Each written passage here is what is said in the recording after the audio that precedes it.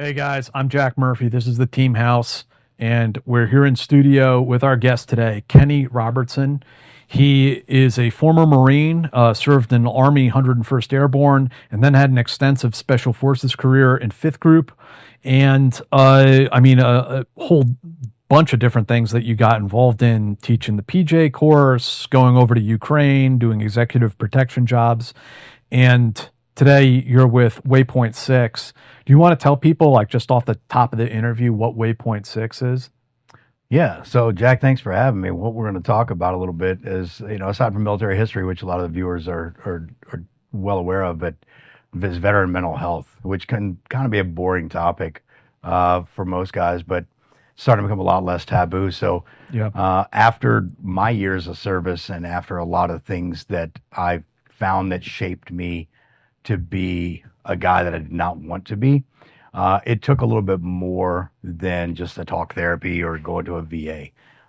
So sua sponte, I end up out of the country down in Central America and find myself in the middle of an ayahuasca ceremony. And Waypoint 6 was derived from that. So I founded that based off of my experience working with the plant medicine. So now we're able to take veterans down to Central America, and we even have a spot locally in Texas where we're able to operate out of, and we're getting guys the mental health treatment that they need. That's awesome. And we'll get into that a little bit deeper later on in the interview. But to go more or less like in chronological order, tell us a little bit about, how you grew up and how that took you towards the military.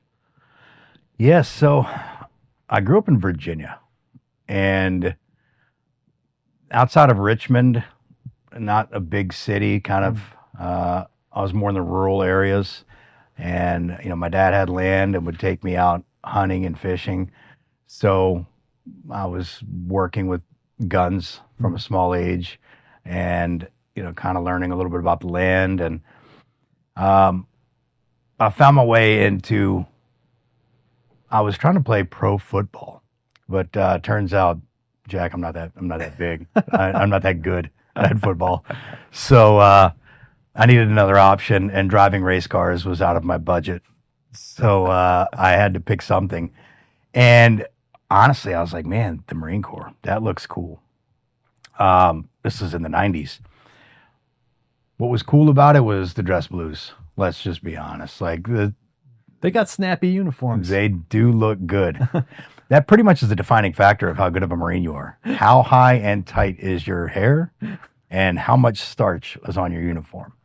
Now, not so much, but I thought the only thing that matters is the guys that qualified on iron sights versus everyone who came. iron sights, obviously, in the 90s, that's all we had, right? So you had to be able to run fast and have a tight haircut. So, yeah, that uniform was drew me in. I did that, but realizing that the head didn't fit in the jar.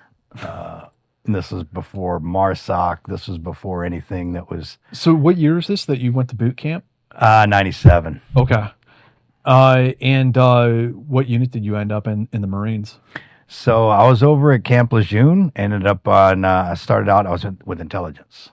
Okay. Yeah, it turns out I lost the security clearance. Can't tell you that happened, but it did. So I ended up with a squadron across the road over at New River. And so I was there. By the time you got out of all the training and stuff, almost the first year is gone. So after a few years, I decided that, nope, this isn't for me. There was no war happening, so I'm done. And then I got out, and then there was a war. So I needed to make a move. I did that pretty quick. So you get out, and after 9/11 that you see this opportunity. Yeah. Yeah. And so what year did you re-enlist in the Army? In 01. Oh, in right 2000. afterwards, yeah. Okay.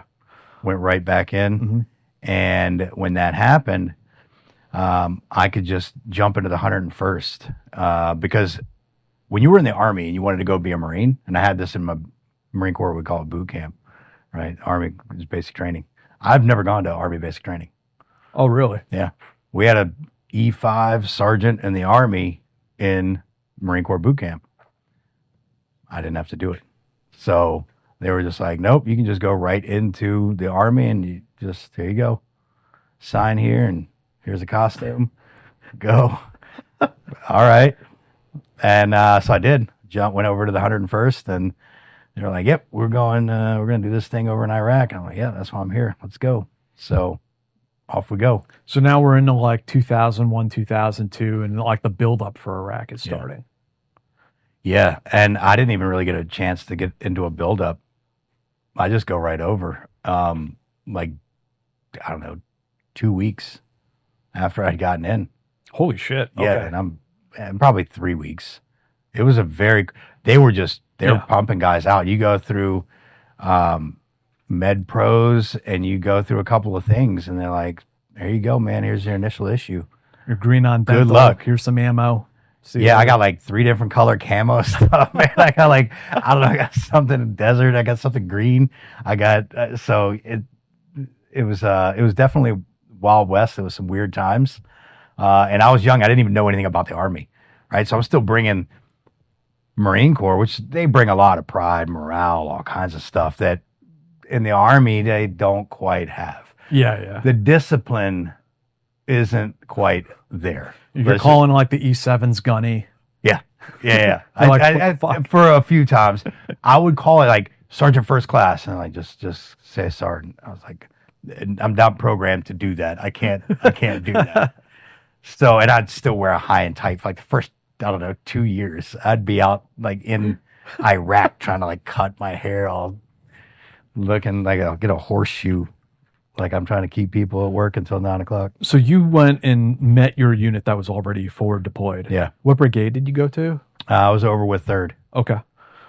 So tell us a little bit about what that experience was like about OIF-1. So OIF-1 was not a lot of rules and regulations at that time. And we also didn't know what the hell we were doing, except just go take everything. Occupy land, go take real estate.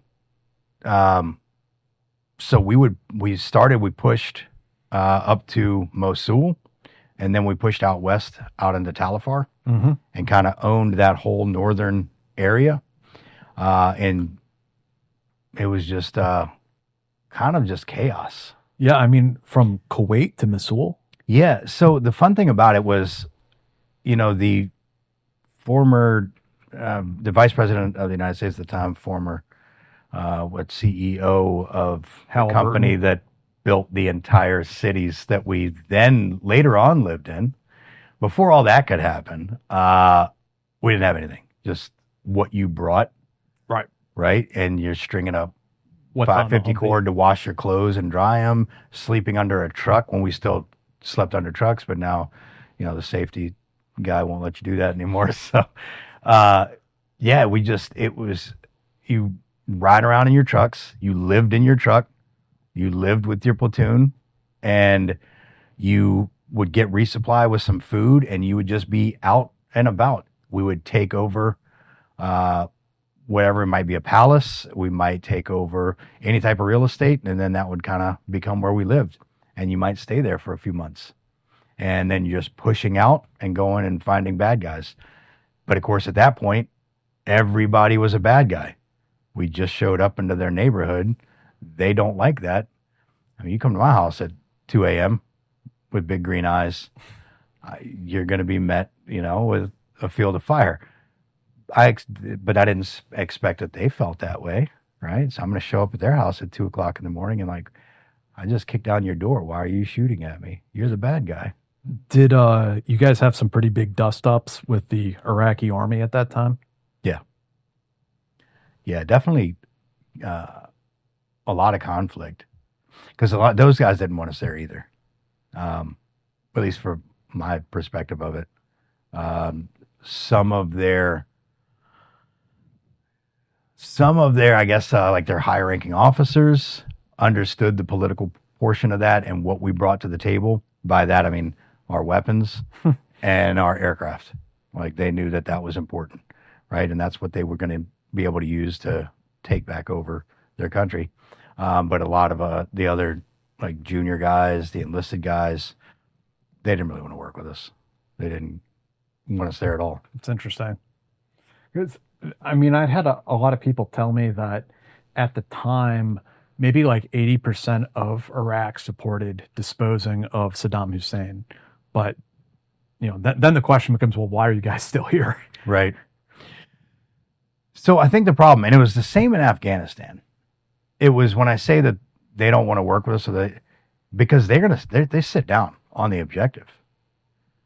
We can't really push them to do but so much. Their work ethic is different. Yes. Right. So if we're out on a hit, if we're out doing a raid, if we're halfway through it, we're still in a gunfight, they're just going to go sit down. Like, they're just not into it. Now, the Kurds up north were a lot better than some of the other cats that we had to work with. Those dudes were pretty motivated to get the job done, but a lot of these units just didn't want to. It reminds me, you talk about like doing CQB and like the priorities of work in the room and all that kind of stuff. I remember I had one of these guys walked right through the door, did not clear any corners at all, went right to the refrigerator, popped it open, shuffled around in there, shut it, sat down on the couch. I'm like we're all there like doing this, trying to clear the structure. Like, what the fuck? That is a priority of work. I was screaming at this guy. But yeah, it is different. Dude, they'll take smoke breaks. We're after it, man. We're in a gunfight. I'm treating a patient. And they just come over, they just sit down, and they're just like, we're good. We're going to take 15. What were some of the like memorable actions that you recall from the invasion? Crashing. Oh yeah. Yeah. So no, I don't think I can call it a crash. I think I call it a hard landing, twice. So I was in a Blackhawk they needed some dudes to help with the air crew. So they were having guys fly the left seat behind the pilot on the Blackhawk. You got a left seat and a right seat where the crew chiefs would be. Well, they would have one crew chief because those birds are in the air like all day, all night, right? They're constantly working. So like, hey man, we need dudes to help augment. And I was like, man, that sounds cool. I'll be a door gunner. So yeah, man, I got to hang out, and we had the old M60s at the time. We were just starting to get some 240s like in 04 or 05 is when they first got fielded out there. But we had the M60s at that time. So I got to ride a lot of left seat. I think I got close to like 500 and some hours in that thing. Yeah, it was ridiculous because you can go out for 12 hours a day. They break. They're not supposed to break this crew rest. They can only be out for a certain amount of time, but the rules were slightly, they worked with them a little different. Right. Back then. So, we had two hard landings, about 6 months apart. And I was on that aircraft both times. And I had the same crew chief with me. It messed him up. Like, his head got scrambled.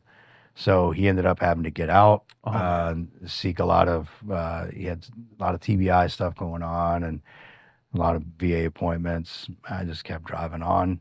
And then the same pilot both times, different co-pilot, or maybe it was the co-pilot and it was a different pilot, but same dude. He ended up, when we got back to Fort Campbell, that pilot ended up, he died in another crash that was a training accident. Yeah. So those were definitely some, we actually were flying the Speaker of the House at the time, Bill Hastert. And we crashed with him.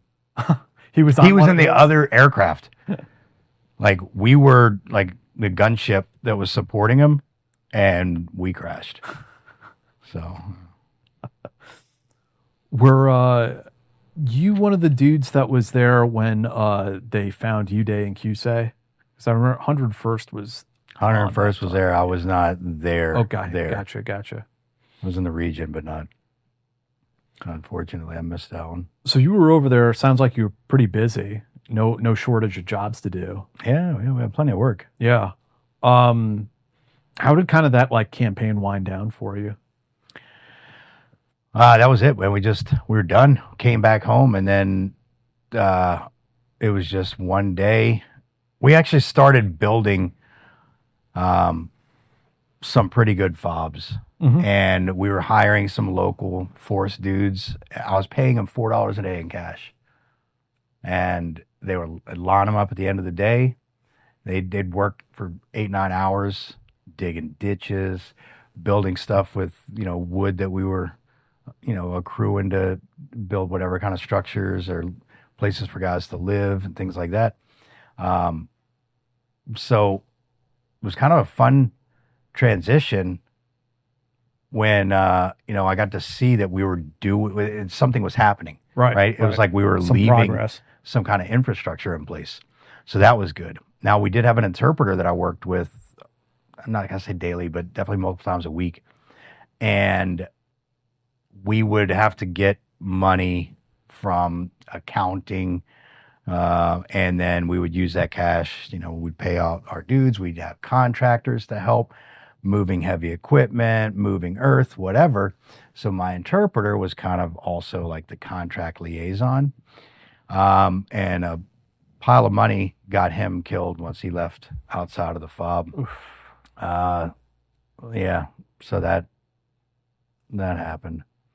After I'd go out to the edge of the fob that we were building every day, and I had this like big concertina wire fence. It was probably like, I don't know, 80 feet, about 50 feet or something. And there'd be 150 dudes packed into this thing, trying to get them to do work for us because they're getting that $4 a day in cash. Right. So they would be out there, and me and Chris would go out, and it was just chaos, man. You got all these dudes and most of them were good dudes, Iraqi citizens that wanted to get some work. And so they're begging, and they're going to come up to you and they're going to be, sure. Man, you start touching us like that, we're freaking out.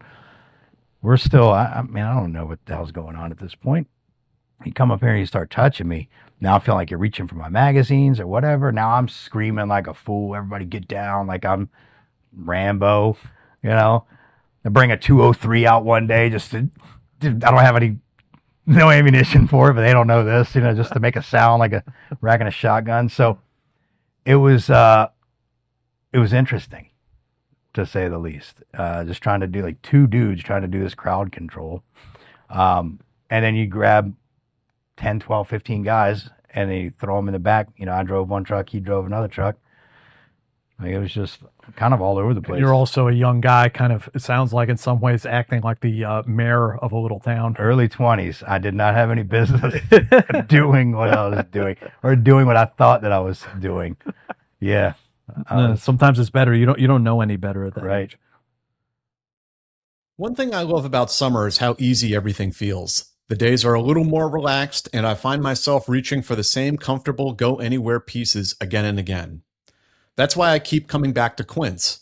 They focus on well-made essentials that naturally become those everyday staples you actually live in all season long.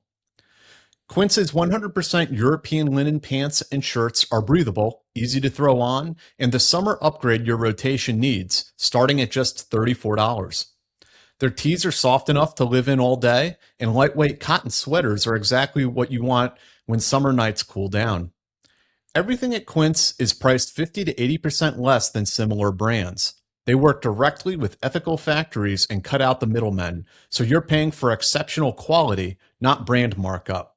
And it's not just clothing. Quince has become a trusted favorite for everything from home to travel to everyday essentials. Make your summer wardrobe easier. Go to quince.com/house for free shipping on your order and 365-day returns. Now available in Canada too. That's QUINCE.com/house for free shipping and 365-day returns. Quince.com/house. Guys, if you're a lady or you're a fella or that person that sends you an eggplant emoji at 2 a.m. is ready for better sex, then you should be too. That's where BlueChew comes in. They have been on a mission for years to help get you bricked up, build your confidence, and help you actually perform in the bedroom. Their new arousal-boosting formula, BlueChew Gold, is helping millions of men have better sex in 2026. While most ED meds focus only on blood flow, BlueChew Gold goes further by combining two ingredients for blood flow with 2 ingredients for mental arousal and connection. So you're not just physically ready, you're actually in the mood. This type of innovation is why BlueChew Gold is the #1 brand in erectile function. Don't let your mind get in the way of a good time. Discover your options at BlueChew.com. And we've got a special deal for our listeners. Right now, when you buy 2 months of BlueChew Gold, you get a third for free with the promo code HOUSECALL. That's promo code HOUSECALL. Visit BlueChew.com for more details and important safety information. And we thank BlueChew for sponsoring this podcast. So when you get back to the United States, when does SF sort of come into the picture for you? How's that on your mind? So when I was deployed, I saw dudes that looked a lot cooler than me. They had pockets on their sleeves and Velcro. So remember, I was coming from the Marine Corps, and I didn't know anything about the Army. So this guy, Chris, I'm talking about, I was like, who are those cats? He's like, those are special forces, man. They don't even exist.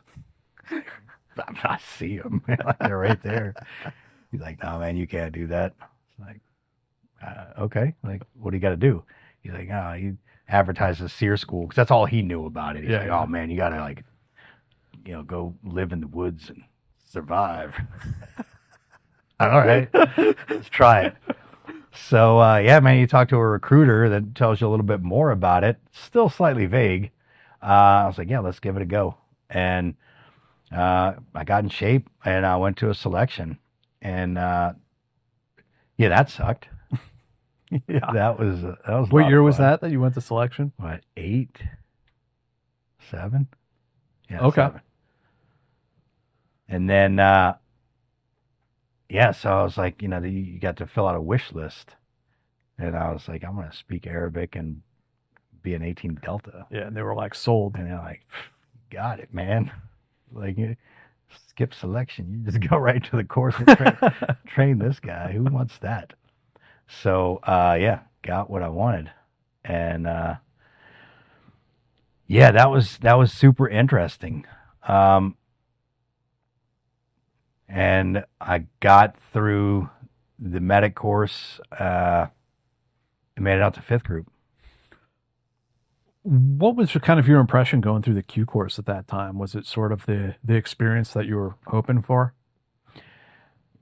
Yeah, it was professional. Mm-hmm. It was really professional, because especially the 18 Delta course. That part was definitely, that was an experience that, because that's long,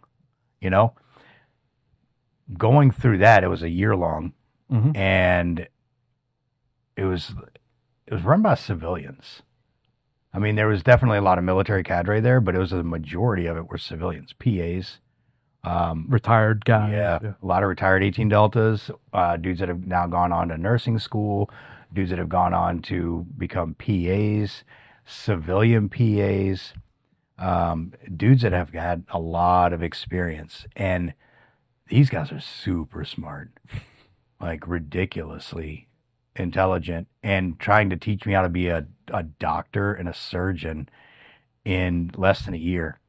And I was like, man, I couldn't even put on a Band-Aid, before going to this course. I had no idea about trauma medicine. Guys are teaching me how to do an IV, back when I was in the regular Army, and I didn't understand the concept of like a needle and a catheter. It's foreign to me. I have no idea how I made it through that course. 0 social life, 3 hours of studying every night, and a lot of luck. Yeah. Because they ask you some really crazy questions on there, on these tests, and you're getting tested every few days. All right.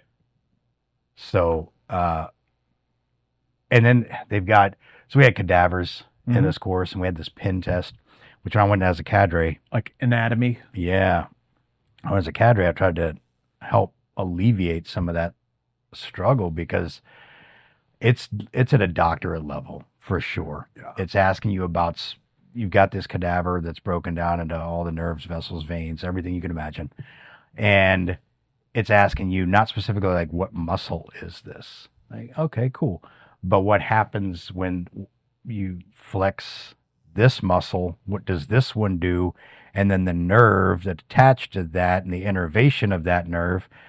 And it's like, what do I need to know this for?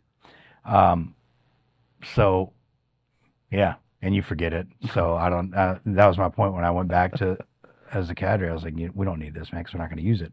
Right. So I don't know. And was there a final exercise in the course back when you went through? Yeah, it was kind of watered down. Mm-hmm. It was very anticlimactic, which is actually one of the things that I wanted to change during my tenure there. So I think we did a pretty good job of doing that.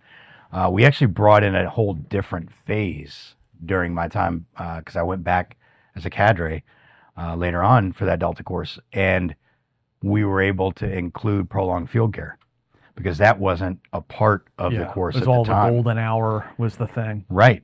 And then you realize that, okay, well, we're actually going to have to sit on this dude for days again, because Africa's going on and those dudes aren't getting a quick transport out of Africa. So when that happens, we're advertising that we can sit on a patient for 72 hours, but yet we don't push blood. We don't do a lot in ventilation. We don't do a lot of things that we're advertising. We might have practiced the skill one time, for like 2 days, and then we move past it. Mm-hmm. That's not proficiency, right? I'm not going to honestly expect myself to be able to go and handle that 2 years, 3 years from now. So a lot of that did get to change, and we were able to bring in a really good final training exercise. Yeah, we'll circle back around on that for sure. But after you graduate the course, you get assigned to 5th Group, Fort Campbell, Kentucky, and your first kind of spot that you land is in 4th Battalion. So now what is this, 2008 maybe? Yeah. So we were there at the same time, actually. Yeah. Yeah. So what was your experience like? On 3-5, it was awesome. One of my favorite teams that I was ever on. That's awesome. But actually, when I got there, because they weren't spinning up for deployments, so at that time, at least not all the teams were, I went and did a Caribbean dive requal. I didn't even go to dive school yet, and I'm in the Caribbean for a month. So that was like, oh, this is a vacation. That was kind of one of the coolest training exercises that I'd gotten to go on. As I recall, they had some of the teams going out on J sets around that time frame, right? Yes. Yeah. Yep. We went. We were doing dive requals, and just starting to spin up later on. Mm-hmm. Mm-hmm. And then I went over to 3rd Battalion. But I mean, they sent you to dive school while you were there? No. Oh, really? No.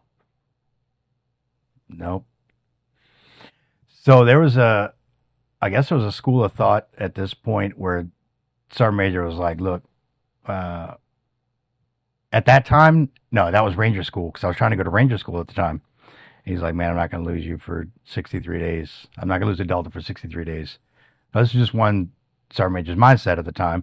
Maybe more feeling that way, but, being a Delta, we weren't a lot of us. Like, not every team had 2, right? So, as you know, like, a lot of teams had 1. Some teams didn't have any, for periods of time. Matter of fact, I had to jump to a couple of different teams to help make their missions, even deploy with other teams. And even while I was gone on a deployment, the team would lose a medic, and I'd go over and augment over for another team for a little while. So I did not get to go to CDQC. I did not get to go to Ranger School. Well, where did you get sent? I went to dive teams as a dry medic. I went to Halo teams. Never got to go to Halo school. I got sent to JSETs and deployments. So no, I didn't get to go to any cool schools. So you're like a floating medic in some ways. What JSETs did you get sent on at the time? I did a lot of Lebanons. Oh, really? Yeah. I didn't even really realize we were shooting people over there at that time. Yeah. We did a lot of Lebanons. Well, what was that one like? So Lebanon is actually a pretty cool country. Well, it was until recently, until it's now in shambles. But so the in Beirut is where the embassy was. Yep. The Marine barracks were there, and that got blown up, and that was what 83. That's still there in all of its parts and pieces. Oh, no shit. There's still a 50 cal sitting up on the top under a cover. Weird. I don't know if it's the one from 83, but it's been up there for a very, very, very long time. And the people that work at the embassy were like, yeah, man, that's been here forever. So Lebanon is kind of nice. You've got mountains, you've got beaches, all in the same day. They've got ski resorts there. They've got like terrific restaurants. So that's kind of fun, right? But then, you get a couple of days of that, but then you're for another 20, 30 days up in the mountains in the cold, training these dudes, walking through the mountains and put a POI together for a month or two and then come back down and enjoy a couple of days. But it was overall a pretty good J set. They had nightlife.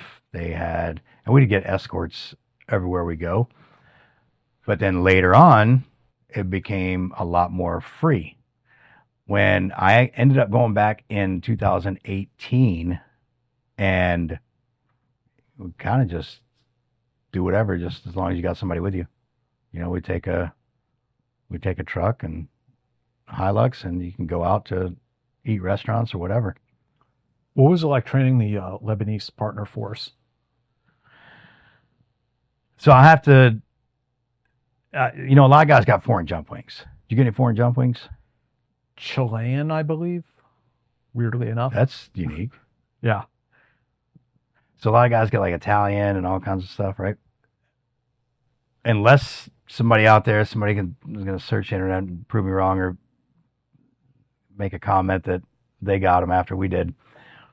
As far as I know, we were the first team and only team to ever get the Lebanese air assault wings.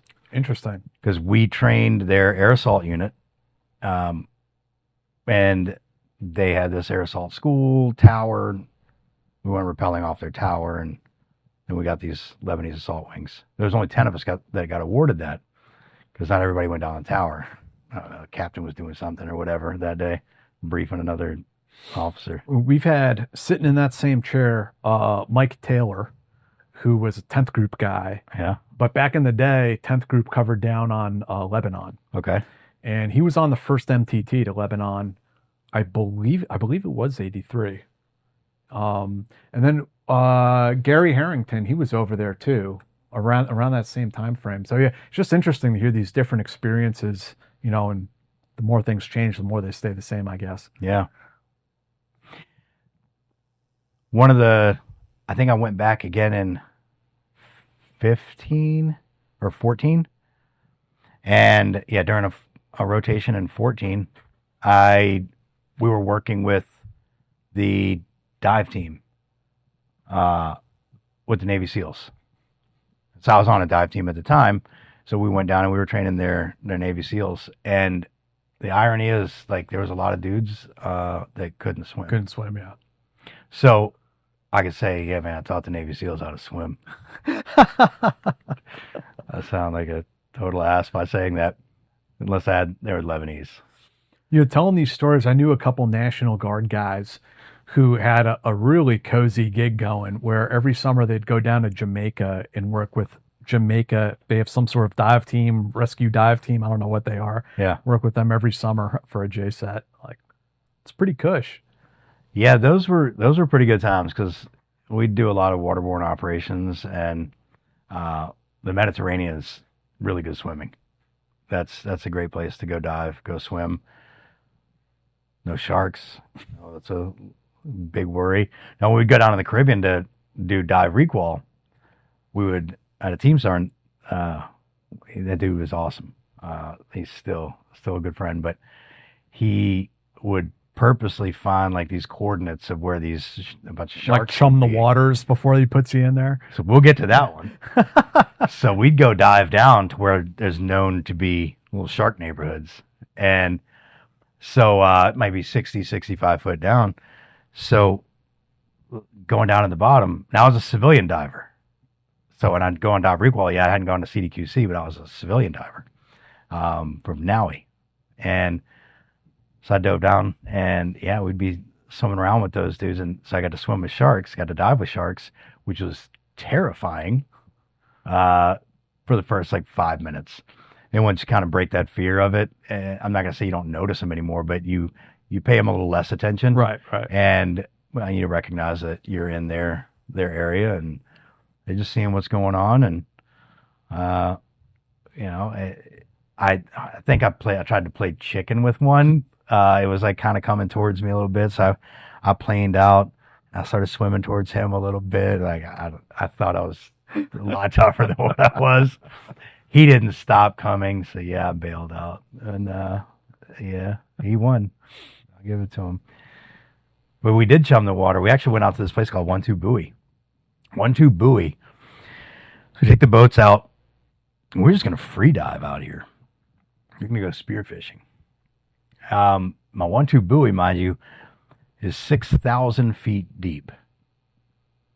This is like a collapsed volcano or something. I couldn't tell you.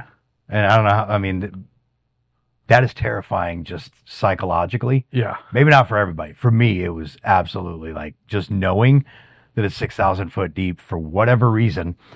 I'm not going to sink to the bottom. I got fins. I got a mask. It doesn't matter if it's 10 feet or 6,000.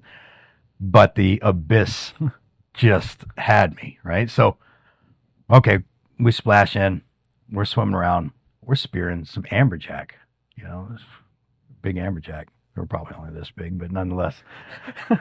So we throw them onto, we're chumming the water ultimately because we throw them in a net that's hanging off the side of the boat and keeping them fresh, but it's blood in the water. Now we got some big dudes coming along. I mean, I say big, they were probably 7-8 foot, and that was uncomfortable. The first dudes I ran into were like 6 foot. Yeah. You had that extra couple of feet on there, that made a huge difference. So we got chased out of the water. But we'd go do the 3K swim. You get dropped off 3 kilometers, and you got, I think it was 90 minutes, and you're in your kit, and you're out there. I know the Navy does it out there in San Diego, but we're doing the Caribbean, which is a lot nicer because you could see the visibility was a lot better. You could see pretty far away. Those dudes were out there. Jeez. If upgrading your full sleep setup has been on the list for a while, GhostBed's 4th of July sale is the time to actually do it. Right now, you can get $250 off mattress bundles, which means you can add cooling pillows, cooling sheets, or an adjustable base and still come out well ahead of what you'd pay anywhere else. And as a Team House listener, you get an extra 10% off on top of that using the code HOUSE. GhostBed is a family-owned company with more than 20 years of mattress making experience. Their background is in manufacturing, so every product in their lineup is built with the same focus on materials and construction rather than marketing spend and inflated markups. Every GhostBed mattress is built with cooling from the ground up and their ProCore support layer, which reinforces the center of the mattress where your body puts the most weight. Don't take it from me. They've got more than 100,000 positive reviews from people who made the switch and didn't look back. Mattresses are made in the USA and Canada and come with a 101-night sleep trial, fast and free shipping, and a warranty up to 25 years, twice the industry standard. Not sure where to start? Head to ghostbed.com/house and take their mattress quiz to find the right mattress, then build from there. Go to ghostbed.com/house and use the promo code HOUSE at checkout. That's ghostbed.com/house, promo code HOUSE. Some exclusions apply. See site for details. And so you spent some time, how long were you at 4th Battalion? I was just there for a year. Oh, okay. So they kept you busy in that year. Yeah. And then how did you move over to 3rd Battalion? They needed some dudes over at 3rd Battalion. Need a medic. Yeah, they were rotating. So I ended up on 3-6. Mm-hmm. And that was good. That was, best team in 5th group, actually. Had the trophy. So had that for a while. And then from 3-6, I went to 1-2 and did some deployments out there in the northern region. Now then 1-2, we were attached to 9-5. The old ODA 595. Oh, yeah. So, yeah, they did the initial invasion. So we went with them, and I got to work with 9-5 for quite a while for that, a lot of that deployment. And we got into some pretty good ticks. Where was that? That was outside of Mazar al-Sharif. It was in the north. So that's is that Herat out in that area? No, Okay. it was outside of Mez. Okay.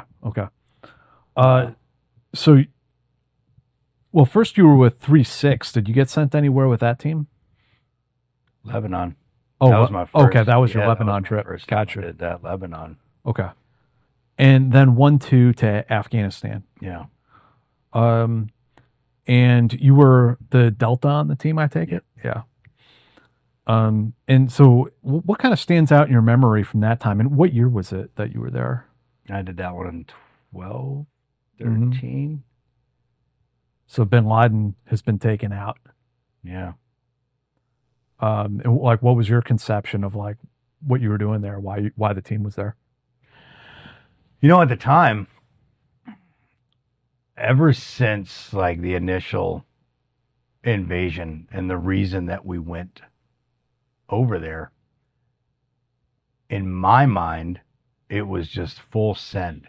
We have to go and do this for America. We've got to do this to protect our freedom. And it didn't matter about, whether or not the leader of the largest terrorist cell in the world was dead, because all of them aren't dead. Right. So that's still the problem. We have to finish all of it. What does finish look like? Yeah. Right? But then what does finish look like when no one else is standing except, the good guys? Yeah. Which is kind of an insane objective when you think about it. Right. Reflect back on that. And I've done a lot of reflecting since then. So, we'll get to that. But that was kind of the objective, is just keep going and keep trying to do what we thought, man, this is God's work. They're all bad guys. And hell, we made a lot of those guys bad guys. Like I said, if you come to my house and you break in at, 2:00 in the morning, I'm not going to be too happy about it. And It's like if we weren't there, would that guy be trying to kill Americans? Al Qaeda guy maybe, but Taliban dude, what the hell do they care? they know. But I'm over there and I'm in his house where his family sleeps. Yeah. Yeah, it'll piss off the locals. He's got a problem with that. Yeah. And I don't understand that At that time. at that time. Yeah. What were some of your more memorable experiences from that trip? I don't know. That's a good question. That's a very good question. I've got some.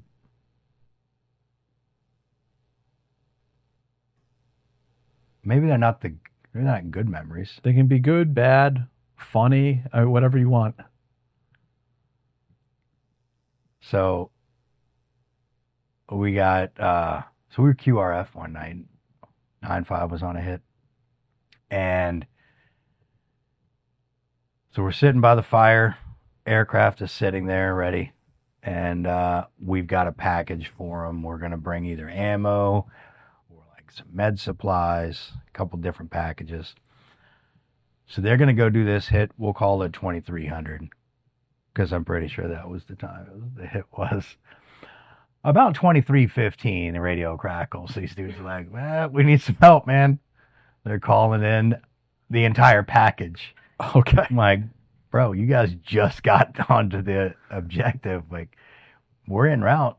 Everything is loaded up. We spin up and airborne we go. We're there in, I don't know, 30 minutes, maybe a little less, but hitting the ground. I know roughly where they are. We all do. So we prepared with everything. We packed it all. It should have been in a truck, but we don't have a truck. We've got a UH-60.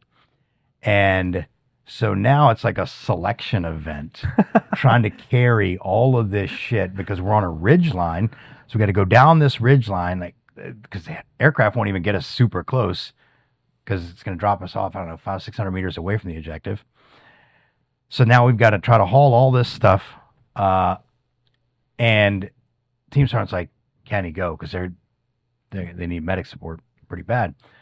So me and a couple guys, we haul ass. We're heading onto the X. Everybody else is like carrying equipment.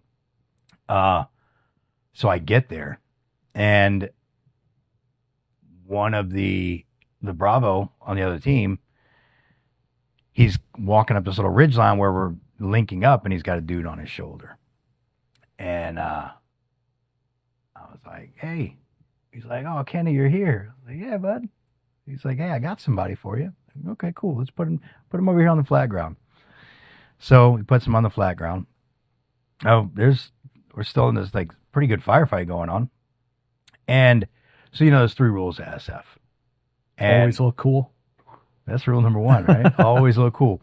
So when I heard that in the selection, I was like, yeah, hair gel, sunglasses for sure. Merrills or something, Yeah. Cool watch. Gotta have it. And then rule number 2 is don't get lost. I was like, no problem. I got GPS. Stop and ask directions. Rule number 3 is if you get lost, look cool doing it. Right. I really didn't understand that concept either. Maybe I was like the slowest guy. I slipped through somehow, but I didn't understand really what all that meant. And it might mean different things to different guys. I'll tell you what it means from me. And it was there when he gave me this guy that's missing a big chunk of his head. And he's got multiple gunshot wounds on him. And I'm like, oh, fuck, this dude is not in a good situation. He's not doing well. But you're the medic, so you got to be cool. I am the medic. And now he brings me another guy. So I'm putting this one dude's head back together. I'm running through my algorithm. Mm-hmm. I got the bleeding stopped. I'm putting his head back together. Dude brings me another guy. Now, it's midnight-ish. I don't think we have a full moon out, so the loom is very low. And, you can't white light anything. And just right there is the village that this gunfight's still happening. I got my Bravos now showed up, and he's running his gun. It's kind of loud. And I got 2 patients putting one's head back together. Now I'll get to the other one. I'm going through my March algorithm, massive hemorrhage, airway, respiration. So I get to airway, and I was like, it's not doing good. So I'm going to intubate this guy. And I've done this plenty of times in the hospital, but never during a gunfight at night, on a ridgeline under nods. At midnight, under nods. So I start to open up his mouth, and it's not really opening. And I was like, you know what? I'm not even going to do this. We're going straight to the because of crike. injuries. Yeah, I was like, we're going straight to the crike. I pull out my knife, and then Jack, this is when it made sense. Because inside, I'm kind of freaking out, but you wouldn't know it. Right? Because I've done this 100 times, 1,000 times in training. So I'm like, look cool, right? Just look calm and collected. And then, all right, so I grab this dude's neck. I can't really see super good. So I've got to palpate. I got to feel the Adam's apple. I got to feel the cartilage for where that cartilage is going to be. And I was like, don't get lost. So I start to make the cut. And I'm like, fuck, if you get lost, look cool doing it, Success. Drop the tube, bam. Now I'm feeling like, oh man, I'm no badass. big deal, I right? I planned it that way. Yeah, definitely did not see that. Wasn't on my bingo card when I, got up this morning, but there it is. We did it. And so that's where those 3 rules of SF came in. And that was kind of a memorable moment, because then that carried with me for a lot of different things later. Yeah, we ended up, I had several patients. I had 6 patients. Medic on the team on 9-5 ended up with shrapnel from a grenade through and through. He was medevac first thing as we came in. So like it was me out there. And I guess I got to learn a lot about me and a lot about the training. It really validated Right. everything that SOCM course is teaching. I mean, through those halls make the greatest medics in the world. I'm the biggest believer in that. Like, those guys are absolute studs. When you get out of that course, if you're able to make it through that course, very difficult first time go rate, but if you're able to make it through the course, you are stellar. I would let any 18 Delta work on me before a lot of these, like, I don't know, some of these dudes out there in the civilian world. Yeah, I trust 18 Deltas. And did that kind of, like you said, that kind of like stuck with you? Did you find that, in times of high stress, you were able to remain calm? It certainly helped out. Yeah. Even working with some of the local populace, we would do these little kind of like a med cap, right? So we do medical capabilities. I would show up as the, Western doctor kind of guy, and I would get all kinds of folks out there, kids. I had a kid, and I was seeing this kid every few days. I'd have him come back. He was burned. The story that I got was they kept changing, but nonetheless, you take off like from his feet to his head, just his whole body was completely different. Because of just the severity of the burns. Was this scarred over, or is this still open? It was some still open, and a lot of it was just scarred over, and he was still trying to heal from this. Yeah, this is not a sterile environment that he's healing. Not at all. Yeah. So, I'm like, I what I've got with me, man, this guy needs a long-term burn unit. He needs skin grafts. He needs surgeries. And I can't do that, right? But I do have some things that I can do. I do have some pain medications to help him get through his day. And I can wrap him up. And that psychologically makes them feel better. So I spent a lot of Curlex on this kid, but the family was very thankful and that showed gratitude. And even though I know that that's not what he needed, but I can't give him what he needed. Yeah. I'm going to do anything that I can. And I guess that made me feel that I was doing something good, but then who did that to this kid? Did we do that to this kid? Accidentally? Right. In an airstrike or something. Right. Because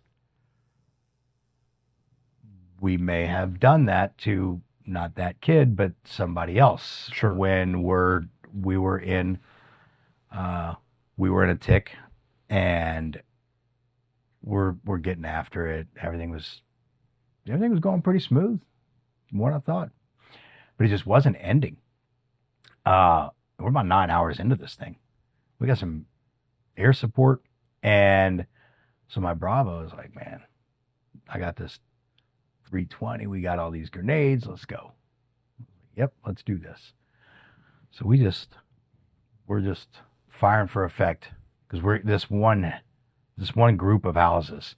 These dudes are just all over the place. Yeah. Well, ants in the anthill. Yeah. So like, you know what? Cool. We're gonna do it. So we just start lobbing grenades in there. And we get a call from C-130 Spectre, and it's like, hey, you guys got a dude running around on fire down there. I found this funny at the time. Like maniacally evil funny. Yeah, 9 hours into the firefight, you're not thinking totally clearly. But then, like, fuck, man, like I feel like whenever I was running my gun, yeah, I felt like I wanted to, I don't know, at least be decent about it. Even back then. Because I saw what happens with dudes who are really injured and all that pain and all that I'm getting to witness as the medic. So I'm like, you know what? I'm not going to be that guy, right?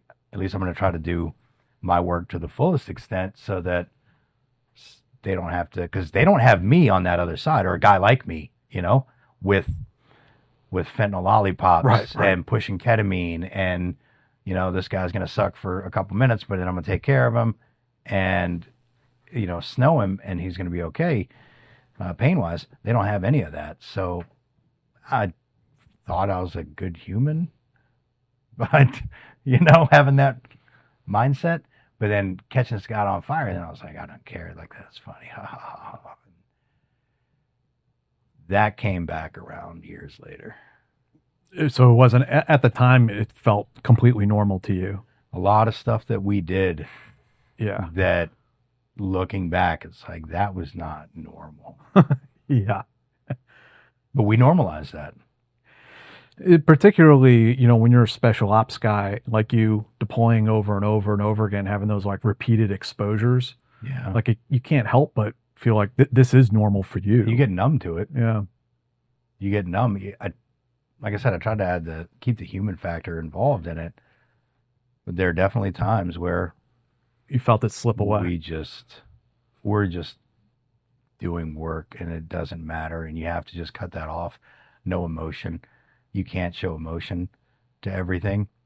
Because it's all going to come and catch up to you some point. But I tell you, it's not going to happen today. While we're out here on this mission, none of that's happening. I think very few people even think that far ahead, that, what are the long-term repercussions? And I wasn't thinking that at that time either. Yeah, at all. Like, I don't think anybody was. Nobody really talked about that. And when you did have some kind of feelings, emotions, thoughts, mental health is what we're calling it now, right? Nobody wanted to talk about that. Except one guy. And there was probably a little bit of alcohol that might have gotten, moved around into the country that, what might not have, should have been there, but it was.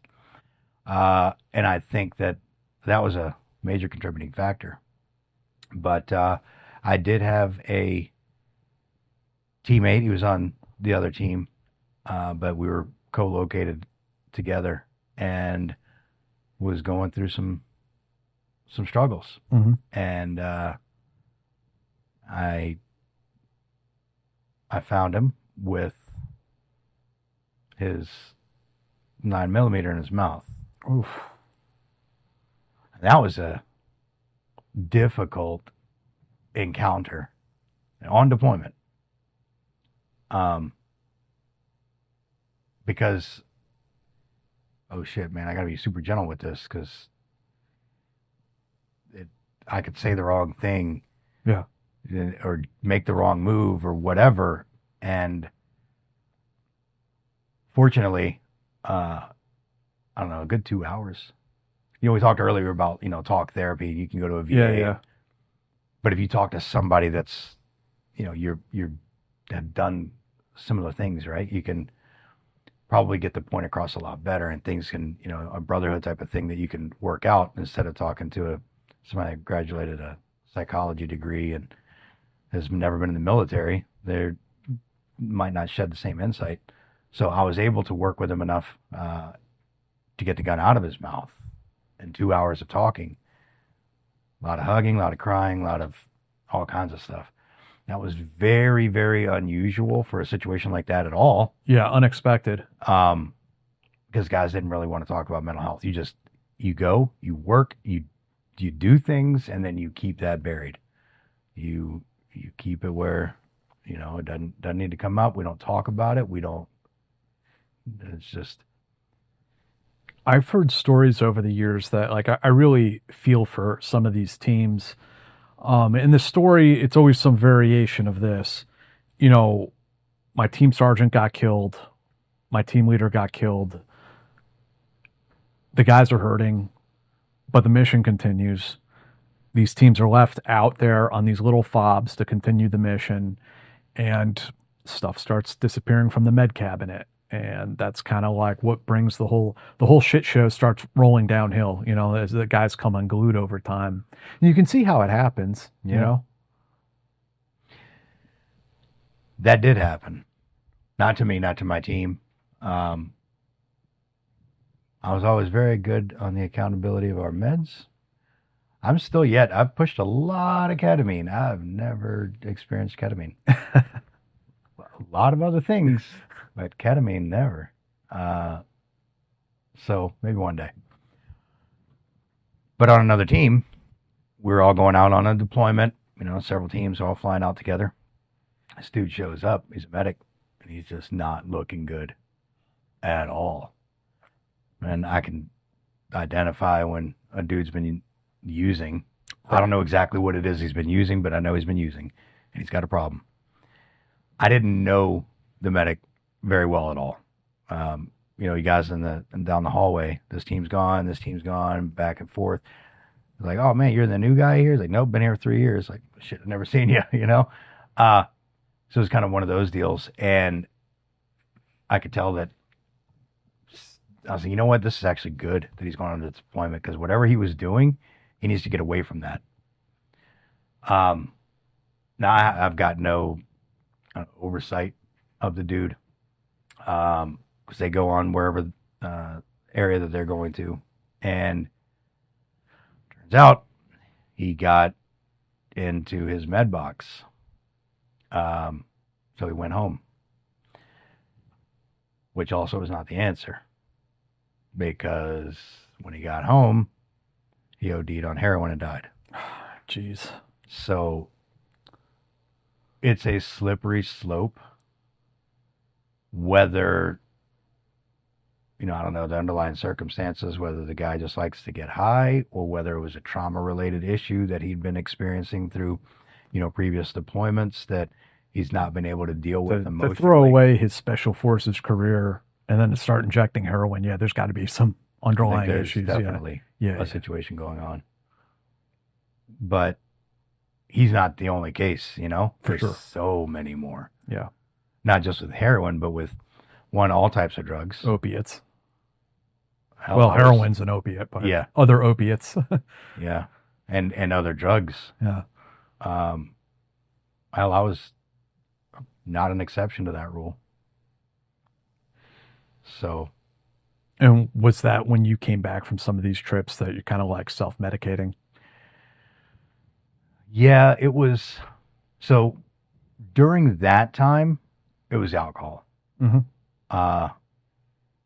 As we talked about, alcohol is socially acceptable. Especially in the Army. Man, everybody's drinking in the Army and team parties. Mm-hmm. Alcohol is always a staple. It's kind of almost a focal point. So you get used to that just being the way that things are, and that's just life. What we know, but we don't really practice, is the fact that we have to understand that that is a depressant. That will lower, get all hippie woo-woo now, but that lowers our vibration. Lowering that vibration allows some negative energy to come in. Now, when you go out and you spend your life doing some negative energy filled stuff, like going on raids and hits and, unaliving people, or at least being in that environment where that's a thing, like some negative spirits are going to attach to you. Because now what's happening at home when you're out doing this, not for all guys, some guys have amazing, support systems back at home. Some guys don't. They come back, the support system is gone, right? This leads to a lot of divorce. This leads to a lot of, problems. Now guys don't have their kids because of these divorces. So now they're dealing with all this compound interest of garbage, right? Of trauma, not just from what they did in, Peshmerga, but what happened when they were gone and what they're dealing with now they're getting home. And so you turn to alcohol. You lower your vibrations, you allow some negative energy to get into you, and then guys will black out, right? They'll do stuff, say stuff. The next day they're like, you remember saying this? No, I don't. Yeah, it's some kind of dark spirit was in you taking over, man, and living your body. And we do that. We do that for years. And that one thing leads to another. You start with the alcohol, you move on to something else, some other kind of drugs, whatever those may be, prescription, pills. Tramadol was a big one that guys really liked because that was an opioid. And pain medication, just pop that pill. It's like a really good looking naproxen. That takes the pain away. But then you become addicted to that. Like you just need that to just keep on. To function. And that's the same with most all of those types of opioids. And also the guys, again, I can feel like sympathetic for it. As a guy goes through their career, starts racking up injuries, like there's a toll on the body as well, not just the mind. And some of these guys start using steroids because they want to stay on their team. They want to stay on the game. They work very hard to get to that position. They don't want to leave because their vertebrae are fucked up and they got injured, so they need to get something to help them get back. Right. And things just continue to kind of spiral. It does. And then it happened to me. They go into these like subcultures, and motorcycle brought me into a whole new subculture, as it did with a lot of guys. When did that begin? Man, I got my first bike when I was 8, so I've always been riding, and I've had Harleys for, 20 years, 25 years. And everybody knows about all these, high and 1% clubs. They got movies about them and TV shows and documentaries, Hell's Angels, Outlaws, Pagans, and those helped kind of spawn other clubs that a lot of veterans are involved in. And you go around to these military bases, there are a few other kind of big clubs that will also feed into those big 1%er clubs. Now, a 1%er club is going to run the whole, like, whatever territory. So if your club is in that territory, you answer to them. Yeah, like if you want to wear the colors, 3-piece set, you got to be subservient to whoever the big daddy is in that region. And there are military veterans, active and retired, that will prospect. They will go through 6 months, a year, sometimes longer, depending on the club, to earn that 3-piece patch to go ride their motorcycle along with a bunch of other dudes wearing that patch. Yeah, it's not quite Sons of Anarchy, but sometimes it's not too far off from that. Depending on how deep some of these guys go. And military organizations are involved in some of that, which then spawns into a lot more alcohol use, drug use, which in the biker community, they like speed. Those dudes like methamphetamines, cocaine. Not to say all the veterans organizations that ride motorcycles are doing that. What I'm saying is that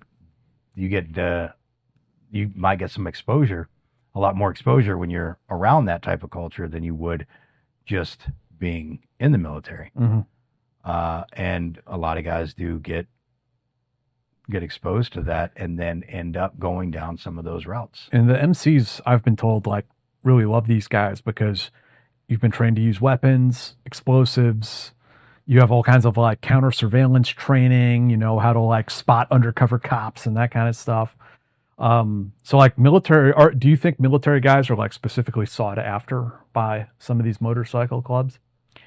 They're looked into, and another one of the reasons is because they're also more easy to be vetted.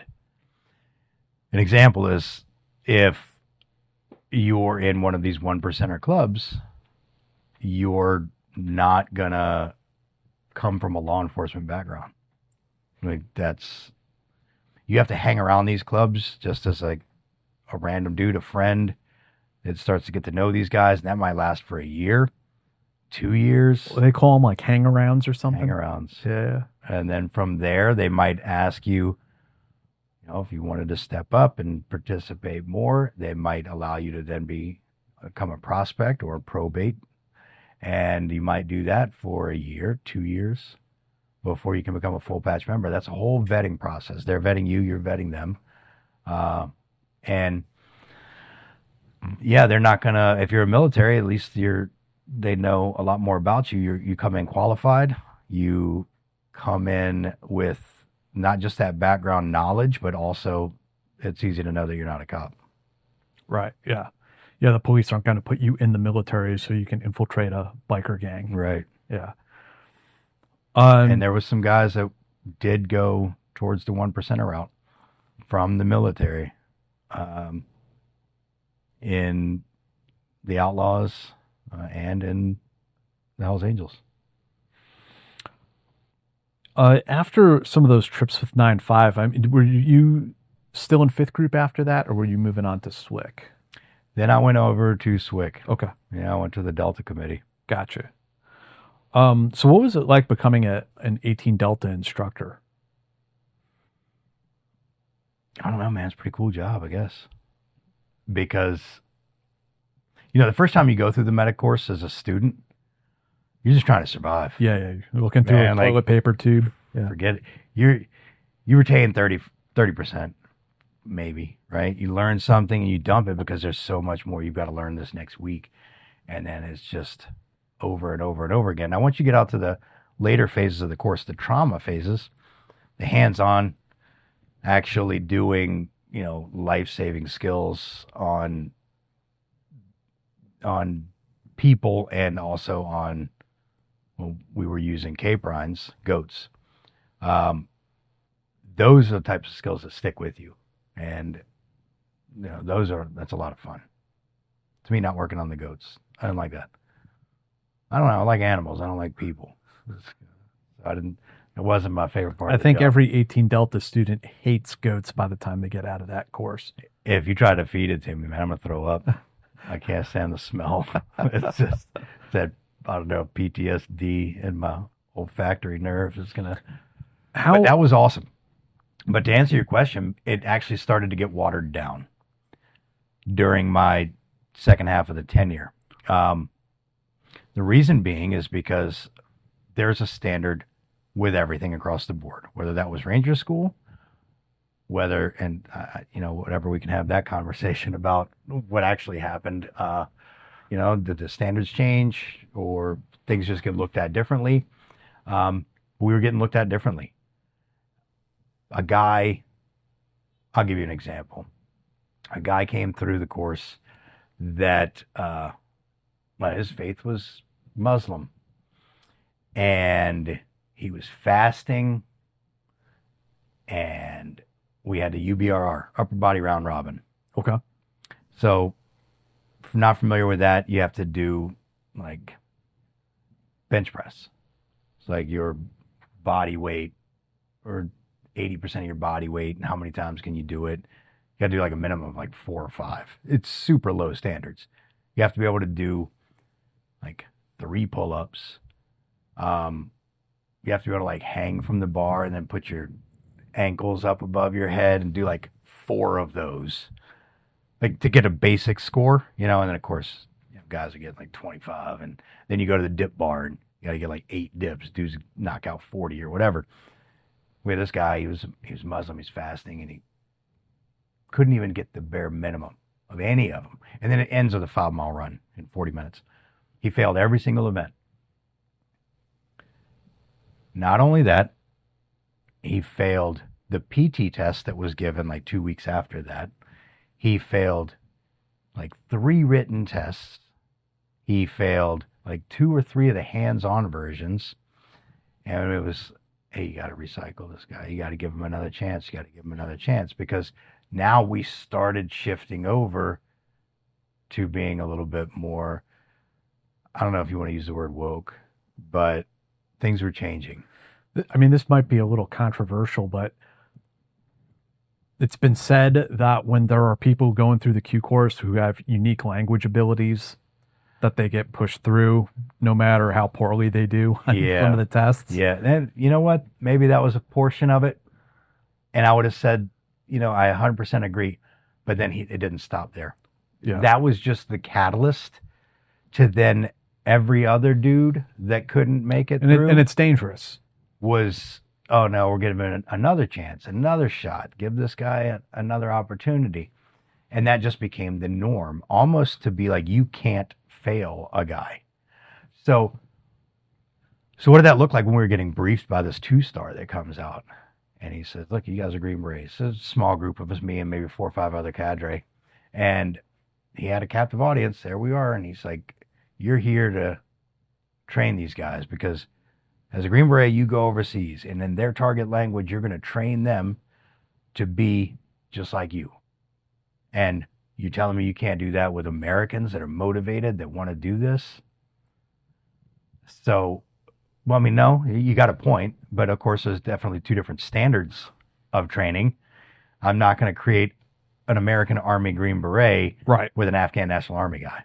That's, it's not going to happen. But that was kind of the message that was floated to all of SWCC for a period of time. And the Delta course, medicine, it's not for everybody.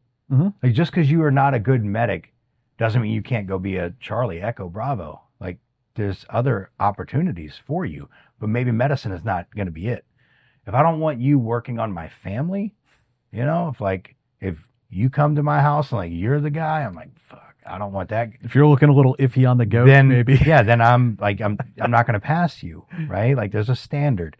And I can be pretty lenient. Like, I know we need some guys out there. We're not producing these, mass producing soft, because we're not supposed to, but it did get a lot more lenient. And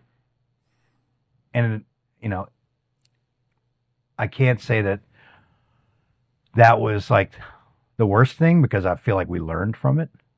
A lot of folks got slipped through the cracks, and I think now things are changing. I mean, we could see a lot of changes that are being made with this administration, specifically speaking on the ideology of military training and what our standard regulations are for the troops. I think that's gotten a lot better. What was kind of like your perception of like why this was happening? Like when that general came and told you that, like, did he really have like an ideological belief, or was this more like a mandate from DOD that like you need to produce more Green Berets? I don't know what the deal was, but yeah, what's being fed at the Pentagon and what we're getting fed is probably 2 different messages. Yeah, I'm sure. Most likely it is we're going to violate the rule that says, SOF is not going to be mass produced. I think that one they wanted to put that one out the window. And the other part of it was that, I don't know who knows, maybe an OER bullet, that they came with science. And I say the OER bullet because somebody, for their OER bullet, we should explain to people an officer evaluation report is how military officers are evaluated. They're going to get promoted based on how well, it's like their annual review. Mm-hmm. You get your annual review, and theirs is their officer evaluation is their annual review. What did you do over this last year? Did you increase safety by 22%? Did you, increase the readiness of this organization by 38%? And everything's got to have a quantitative value. And if so, if you look better than your peers, then you're going to get that next promotion. And those promotions end up into political promotions Sure. at a point. Sure. After around 04, 05, Yeah. now it's all political. But with that, somebody fed them all this science that, In air quotes, yeah. so the science said that if they make it through the selection phase, then they are going to move forward. But this is the training portion of this. They've already been selected. Right. This is the training portion. Now, I could say that, you know what, if they don't want to get rid of them, out of the 18 Delta course, like that's a big problem, because the medic piece of that is we're training these dudes to be like amateur TMU doctors and surgeons out in the field. So you really need to have your stuff squared away. But this spread to small unit tactics. Right. It's spread into the other committees, and it's not just affecting the medics, it's affecting everything. Like, these guys get selected, they're now going to get trained. So you go from, selection is, I don't know, you throw the numbers around 30% maybe pass rate, let's just say 30%. You go to the Q course, it's like, that's 50%, 60%. They want that at like, no, these guys are like 90, 95%. You're going to push these cats through. OER, mass-produced soft, I don't know, pick your poison, but at the time I wasn't a fan of it, because, I made it, so I got mine, so now I need to be this tab protector. How, I was going to ask, you became the NCOIC of the Delta course out there. How did you kind of deal with this situation? So that place is it's a museum, for one. By that, I mean, we got politicians, every two-star, everybody that's gonna have anything, Congress, whatever. These folks are all gonna come to the Delta course, right? So it's a dog and pony show. Maybe not every week, but at least 3 times a month. We're gonna have distinguished guests and visitors. So we've got TVs up there playing our video on loop. We've got A band? an instructor, damn near, that stands outside of each section of the classrooms with like a banner hanging up of his section and what he's doing, to give his 2-minute brief as I walk them all down through each and every phase. Because the first 6 months, 5-6 months, you're in classrooms and you're knocking out like just physician level anatomy and physiology, and just really getting into the weeds with diseases. And it is the second half of the course when things get what students would consider a lot more interesting. That's when you're working with moulage, you're working with trauma, you're working with mannequins, a lot of it, and then you're working with live tissue. So you're outside doing a lot of work, and wearing your kit and doing medicine that way, and sweating and being out there 12, 13 hours, just doing all these repetitions over and over and over again. So guys really get a lot out of that.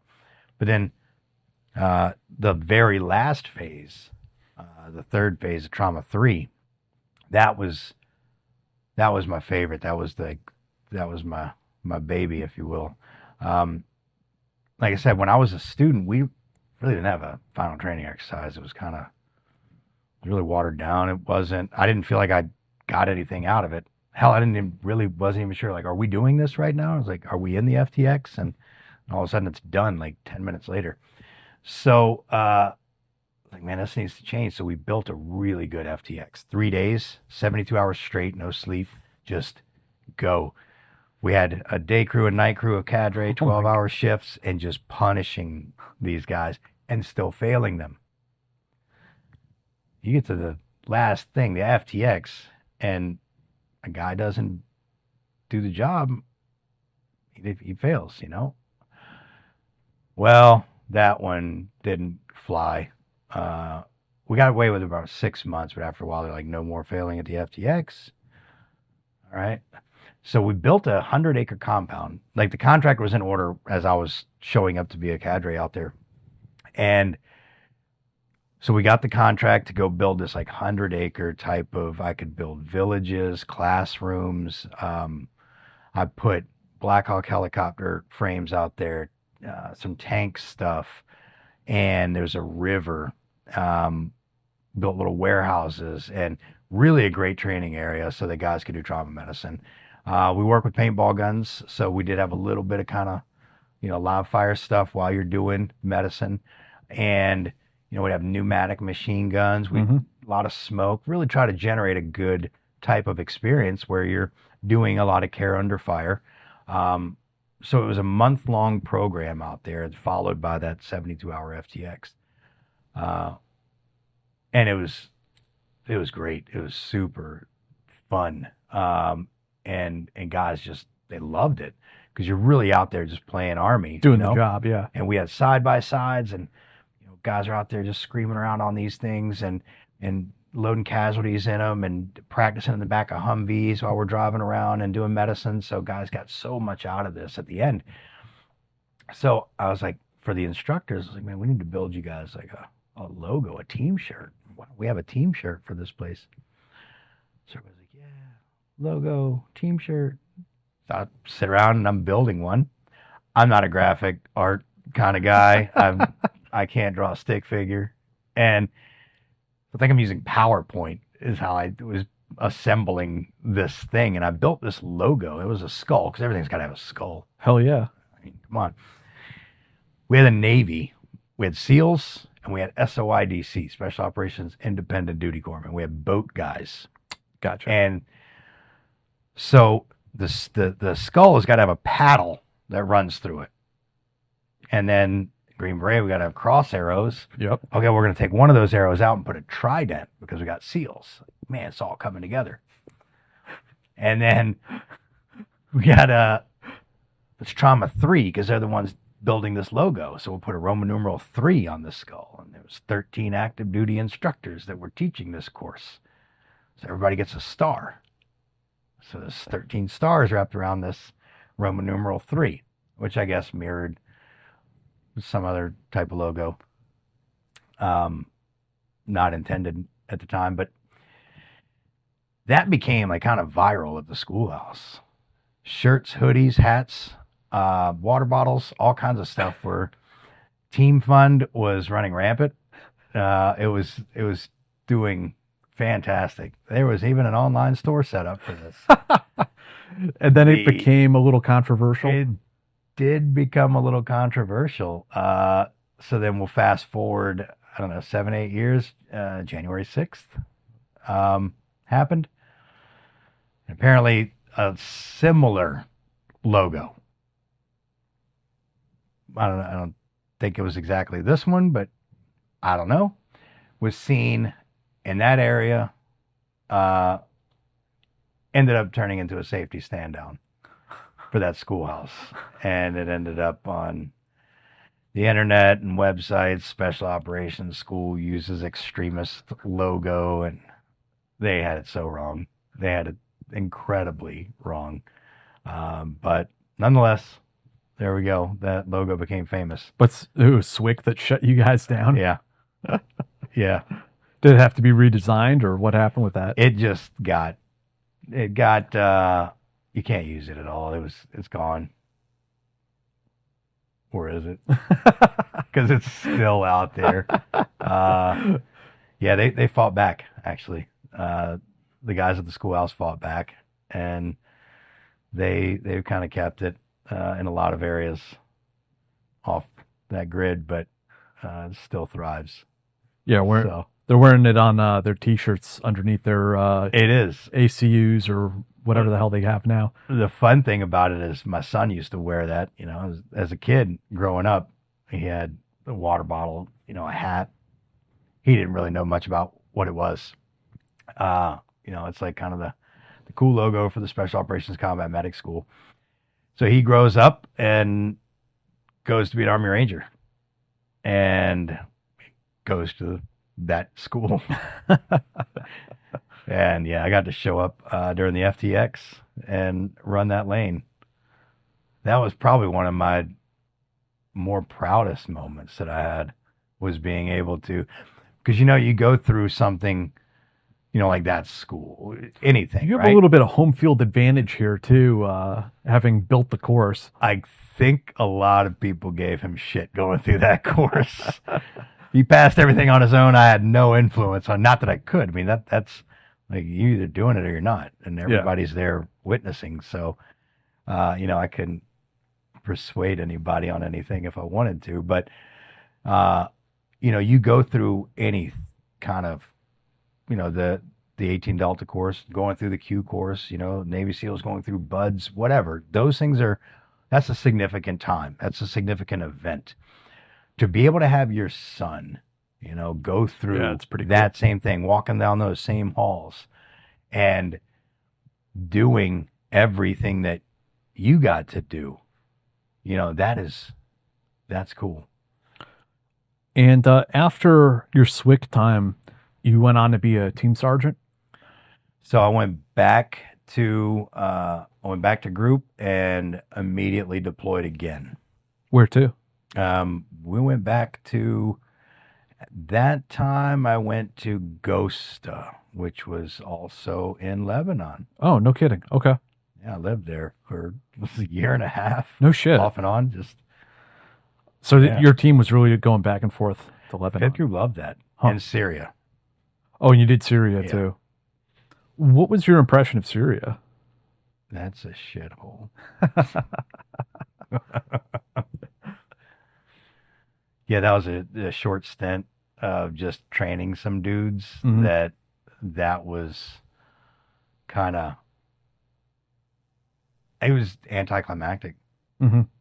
Yeah, you guys weren't like on the front lines fighting. Yeah. We really didn't get to do anything cool. What we consider cool.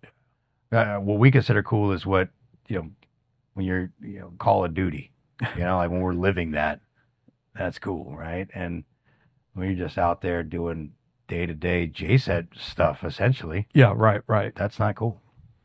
So yeah, I went and did some more training out there in Ghosta. And yeah, I did another 5 or 6 months out there. And then I was offered, hey, you want to be a team sergeant in Syria on another rotation? And I'm at 22 years at this point. Mm-hmm. Like the war at this point is 2019. It's all done. Yeah. Starting to feel it, Had a couple of hard landings. Ate a charge.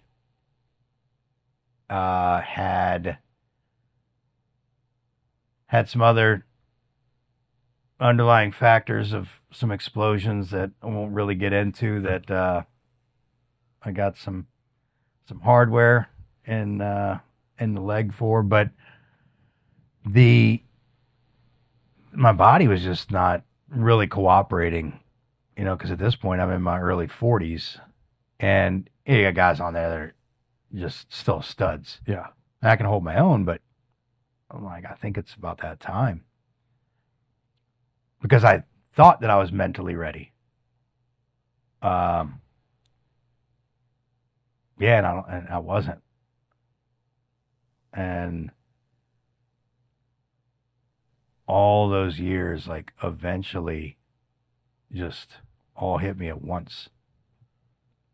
And during the transition, that was a challenging time.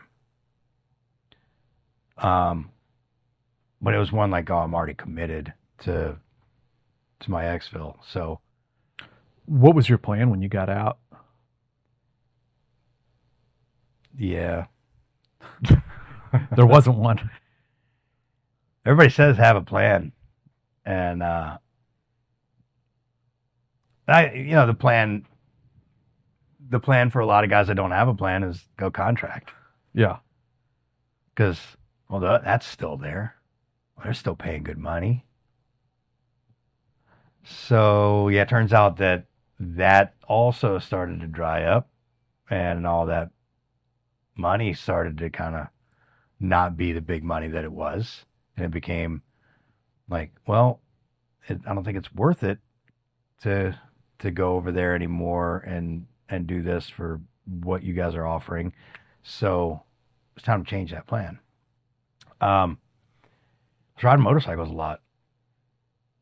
Yeah, you were telling me that kind of like to keep that kind of adrenaline level high. Yeah. And it was starting to get a little out of control. Yeah, I was riding with one of those, a club that The FBI would be interested in. they would be. They would be. Yeah, in Tennessee, the Outlaws have that area.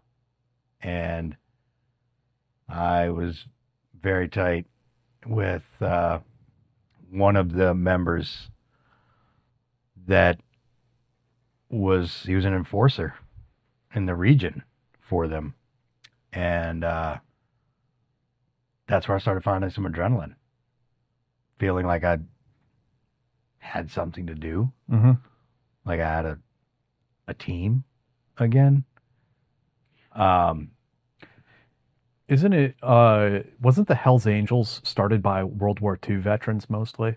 Fun fact. Interesting, like, connection there, isn't there? So the Hells Angels, the Outlaws, Pagans, Monk, there's 4 or 5 big ones, but they're a 1%er club. So after World War II, a bunch of dudes, because you know that Allies sent a lot of Harley Davidsons over, and so guys were riding those. You know, that was something that you got around on.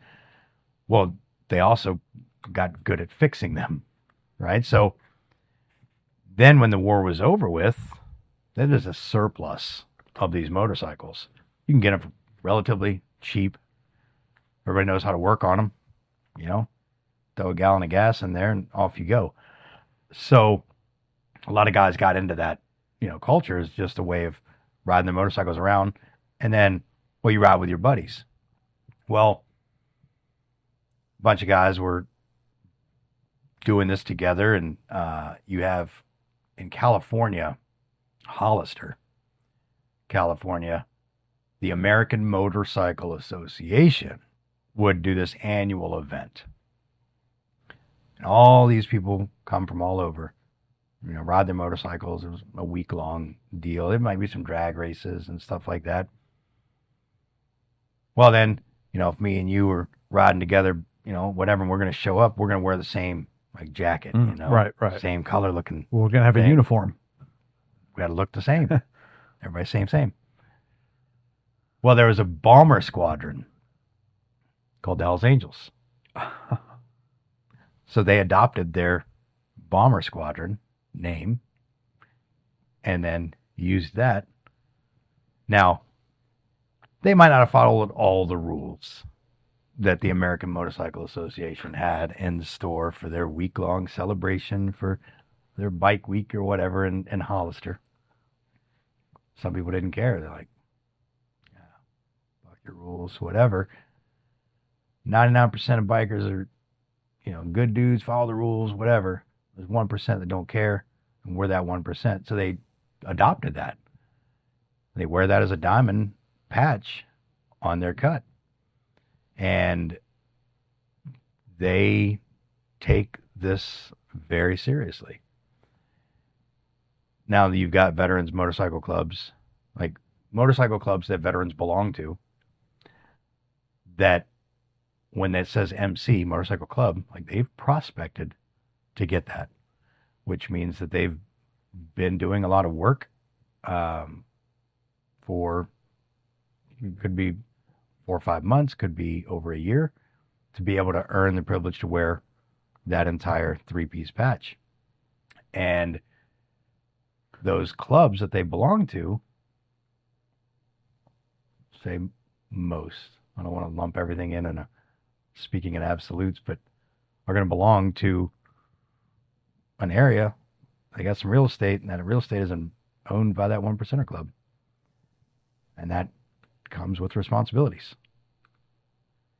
Each organization has got different responsibilities to what that might be, but yeah. But it gives this, like I was saying earlier, it gives guys an opportunity to get into things that they shouldn't get into. Whether that's more alcohol, drugs, or being involved in some type of, organized crime, whatever that might look like. And it happens. You mentioned earlier that, it's a subculture, and it is kind of interesting. I mean, special forces in of itself is sort of a subculture in the military, but then there's this parallel subculture where now that you're a different uniform and there's a different selection process and you belong to this other thing. It gets better. You got special forces guys. We already said that, we're kind of our own brotherhood. SF guys, they're belonging to one club, and you got another SF guy belonging to this club. Oh yeah. And now there's this riff, fist fight riff, even worse. Does that carry? I'm seeing SF guys wearing, they got a different color jacket. Jump dudes, SF dudes, because they're wearing that color jacket. It's like, you're third group, I'm seventh group. We're going to fight. For what? And they do that. Does that stuff, that rift, kind of carry into the workplace sometimes? Yeah, it does. Some of the committees that the qualification course has are good examples of this. I'm not going to dime any of these out at all. I mean, in a few cases, I know exactly what you're talking there's about. a couple of committees where, we work together, but you're wearing that color and I'm wearing this color, and that's a problem. And it bleeds over. Certainly bleeds over. Oh man, that's wild, isn't it? Yeah, it's subculture. I don't know. It's beyond me. I was involved in it for quite a while. Yeah, I mean, if you're willing to talk about it, I mean, how deep did you go? So I was in a traditional MC. By that, I mean, we followed all the protocols for a motorcycle club. We held what's called church. It's meetings. Mm-hmm. It's going to be like a skiff. Phones outside. We're going to talk about some things. It's very organized. Just like any MC, there's a structure. You've got officer rankings, president, vice president type of thing. You pay dues. You have a clubhouse.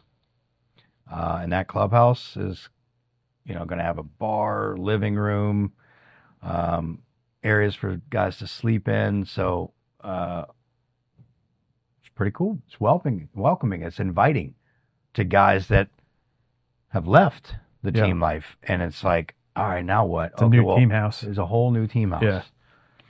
And whether that's just for our club, it's like that for all clubs. It's a team house. Whether you've been a civilian or whatever, and you get involved in one of these things, that is what that does provide that for you. And guys need that. Guys like that, and they're motorcycle enthusiasts, so it gives them something to go. They ride motorcycles. They plan poker runs, fundraisers, different events to keep going. And that's how it all started.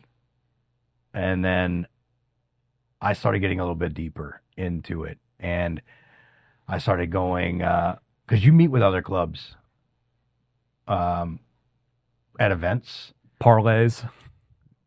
One club might have hosting an event at their house. All the other clubs in the area will go there and support this club. Now, you've got dudes, whether they're Ranger Regiment's got a club. SF's got a club. Just Army veterans or military veterans in general have a club. Civilians are all mixed into some of these. Civilians in general have some of their clubs, and then these 1%er clubs, and you get them all in one area. Just like anything, guys start talking. Now you have to do this sometimes weekly. So you're doing this every week on bike night, or you're going to like a local bar. Like the 1%er Club's going to say, hey, this week's bike night is going to be at this specific bar. And if you fly your colors in this area, you're going to be there. Okay. So I got some other random grown man telling us where to be. And You're prospecting at this point. oh, even when you're a club. Yeah. If that 1%er Club says, hey, your club is. And if they tell you to come be the doorman all night, like you have to do it. Yeah. Yeah. Oh, yeah. They don't tell you to do it. You just do it. It's just kind of like being like the new guy on a team, like day one. Right. It's just things that you do. So then I started with a 1%er Club in Tennessee, and I got in pretty deep with those guys.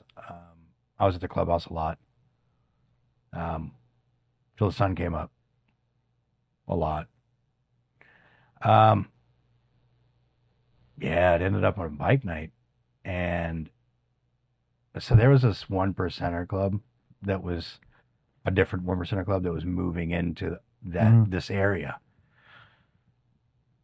Turf war. We can't have that. So, riding motorcycles at 100 miles an hour, because that's how you ride them when you're in this club. Up and down the streets looking for these guys, going to these different bars, looking for these dudes that are encroaching on your territory. Then one specific bike night, let's just say I had to go out of town for something else. So I wasn't with them on bike night. I was doing something else. And the dude that I spent all that time with, I lived at that clubhouse for so many times. He's stayed at my house so many times. He gets involved in a double homicide.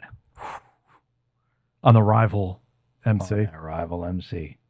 Because that's what you have to do. Yeah. That's what's ingrained as you wear that diamond. Like that's what you do. And now he ends up riding off, gets picked up, and this might have happened at 8 o'clock at night-ish. The mayor was inside eating dinner. The mayor of Clarksville. This happened in Clarksville, Tennessee. Holy shit. He was inside that restaurant that it happened at, eating dinner. Not that that really made much more of a difference. Didn't help. Did not help. We're not keeping that one quiet. Not sweeping anything under that rug. I get a call at, I don't know, 11, 12, 1 o'clock. Was this the steakhouse over by the mall? Yep. Okay. Yeah, I know that one. So I get a call late at night, and it was a detective, the arresting team. So they didn't take this dude to the jail, like the Cumberland County jail. There was some weird unmarked warehouse style holding place that was nowhere near the jail, like the other side of town. That's weird. Super weird. And I get a call, and they're like, "Hey, man, can you come and pick up your boy?" And I was like, I'm not wearing that color. Like, that's not. So how would you guys associate me with that? So now I'm like, fuck, that's not a good situation. I'm like, yeah, man, I'm gonna come down and get him. So I go down and get him. He's in a Tyvek suit. So I'm like, this is getting even weirder. Hannibal Lecter. I don't know what's happening at this point. The detective's like, take care. It's like, this is interesting. Take him to his clubhouse. Like, hey, dude, you're going to need to go get a burner phone and, go chill out somewhere. So dude goes, and I was like, man, you need to be in and out of this house. I think I told him 7 minutes. I don't know why I just picked 7 minutes, like, randomly. I was like, dude, you got like 7 minutes to get your shit out of the house, man. Get out of here. And then you're going to go to this spot, get a burner phone, you're going to go over to this area for the safe house. And he's like, all right, cool. And then he's like, and I'm going to meet you there. Take a different route. So he did that. About 20 minutes later, that house got raided. And everybody that was in there is face down, got handcuffs on. So, hey, my 7-minute thing actually worked. Whatever, they'd already let him go, so it didn't matter. But anyway, so off we go.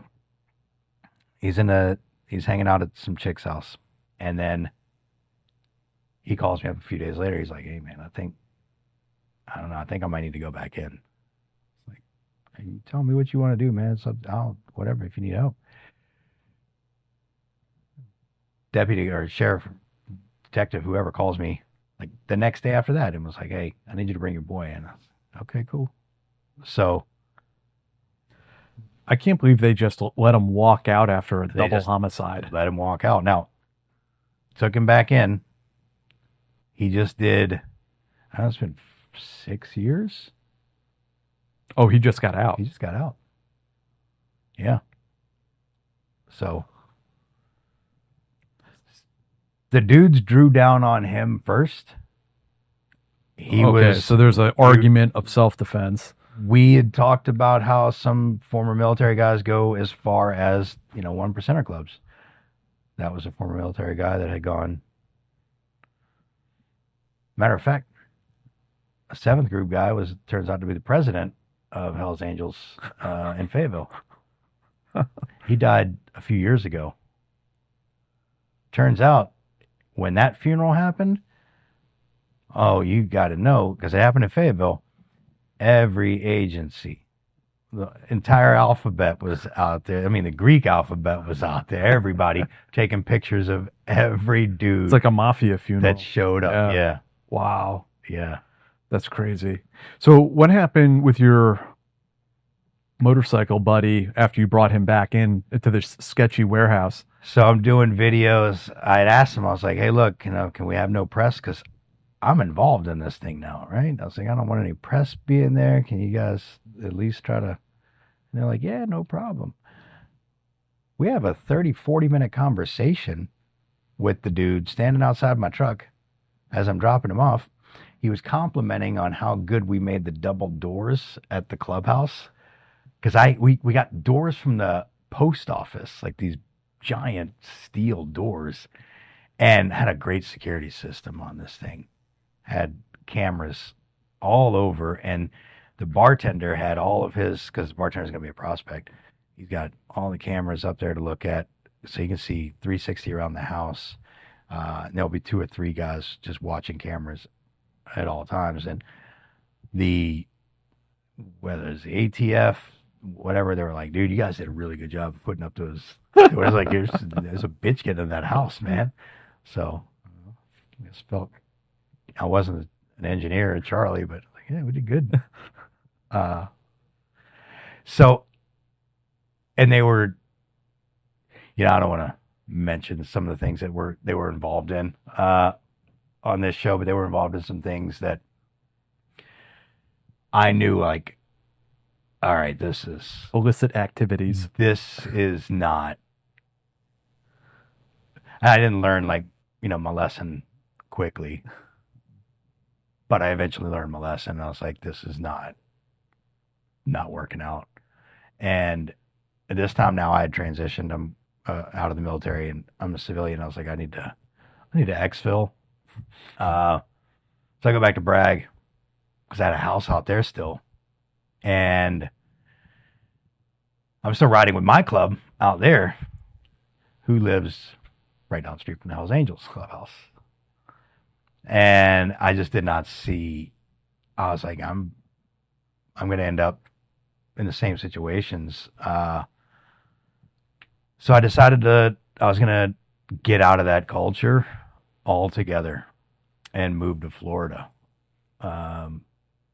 where I actually hung up the helmet completely and got away from the motorcycles altogether. I sold them all. But still kind of chasing that high, right? Oh, yeah. Like you made that trip over to Ukraine when that popped off. Yeah. Yeah, what was I thinking? Yeah, I don't know.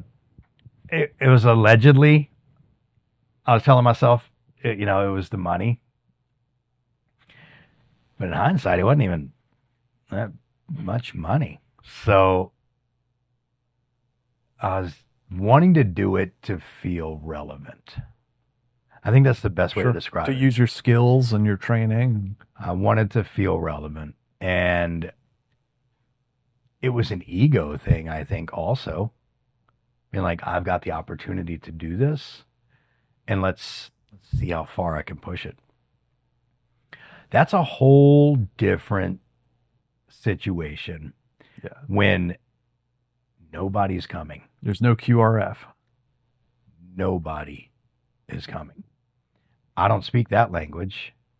It's me, and I've got a Terp. And I've got a Hilux that I rented. It's right after, like 20 miles across the border. That's not even supposed to be that far east. Because I had to sneak in Robin Sage style from Poland. That was crazy. I ended up, so there's this long line, about 5 miles to get into the border. So we land in Poland, and then we go close to the border, like an hour outside of the border to Ukraine, and we've got this augmentee that's going to help us get across the border, right? We got some random dude. That was a very odd situation because he was supposed to be at this link up point at, let's say, 2 p.m. Mm-hmm. So we're out there at like 1 p.m., like on Overwatch, because I want to see when this guy comes in. Is he being followed? Is it just him? What is the situation really like? At like 2:30, nothing. I was like, what? 3 o'clock, 3:30 rolls around. Almost a couple hours had passed. Calling this guy. He finally answers. He's like, oh yeah, I'll send the driver will be there in 5 minutes. There was a van that was been sitting there since before we got there. Some dude comes over, gets in the van. I was like, all right, this is already not looking good. Well, now he wants to bring this lady with her car, and that they're gonna take us to the front of the line. I was like, none of this is adding up, man. Sounds legit. This is super not sketchy. We're gonna do it, right? He's like, we're in, and we do. So the border is backed up 5 miles or so. It might take 3 days to get into there. We just go on up to the front of the line. This lady had a stolen car. Now I'm going to be in like this international crime syndicate with stolen cars trying to get smuggled into Ukraine. And like nothing's coming in. I got some med stuff because like I'm coming over and I'm bringing medicine. I'm bringing like all my trauma gear and everything. Found a dude like 10, 12 vehicles back in a Sprinter van, a Mercedes Sprinter. Like nicer, newer one.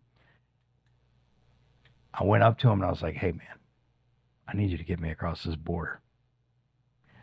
I don't think he spoke English. I don't think he understood what I meant. He just kind of looked around, opened up the van. No, there's another red flag, right, that I've created. And I was like, yep, we're going in. Jump in the back of some random stranger's Sprinter van. No, it's one of these vans that it's like it's a free candy van. There's no windows. It's a pedophile van. It's the Sear van. Yeah. And I put myself into this Sear van to break across the border to go to a war.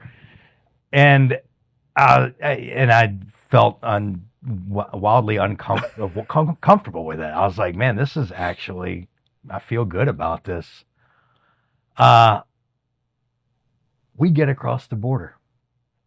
Jack, we get across the border. 3 miles tops. This thing breaks down.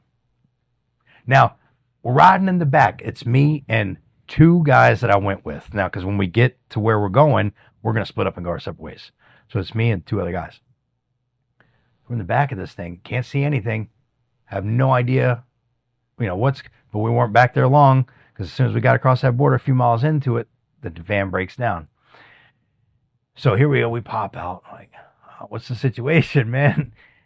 Another dude just comes rolling up. They strap a little tow strap on this thing, and now we're just getting towed down the road by some, 1985 Nissan pickup truck that's on its last leg, towing us, where the dude's got to ride the brakes so you don't hit the towing vehicle in front of you.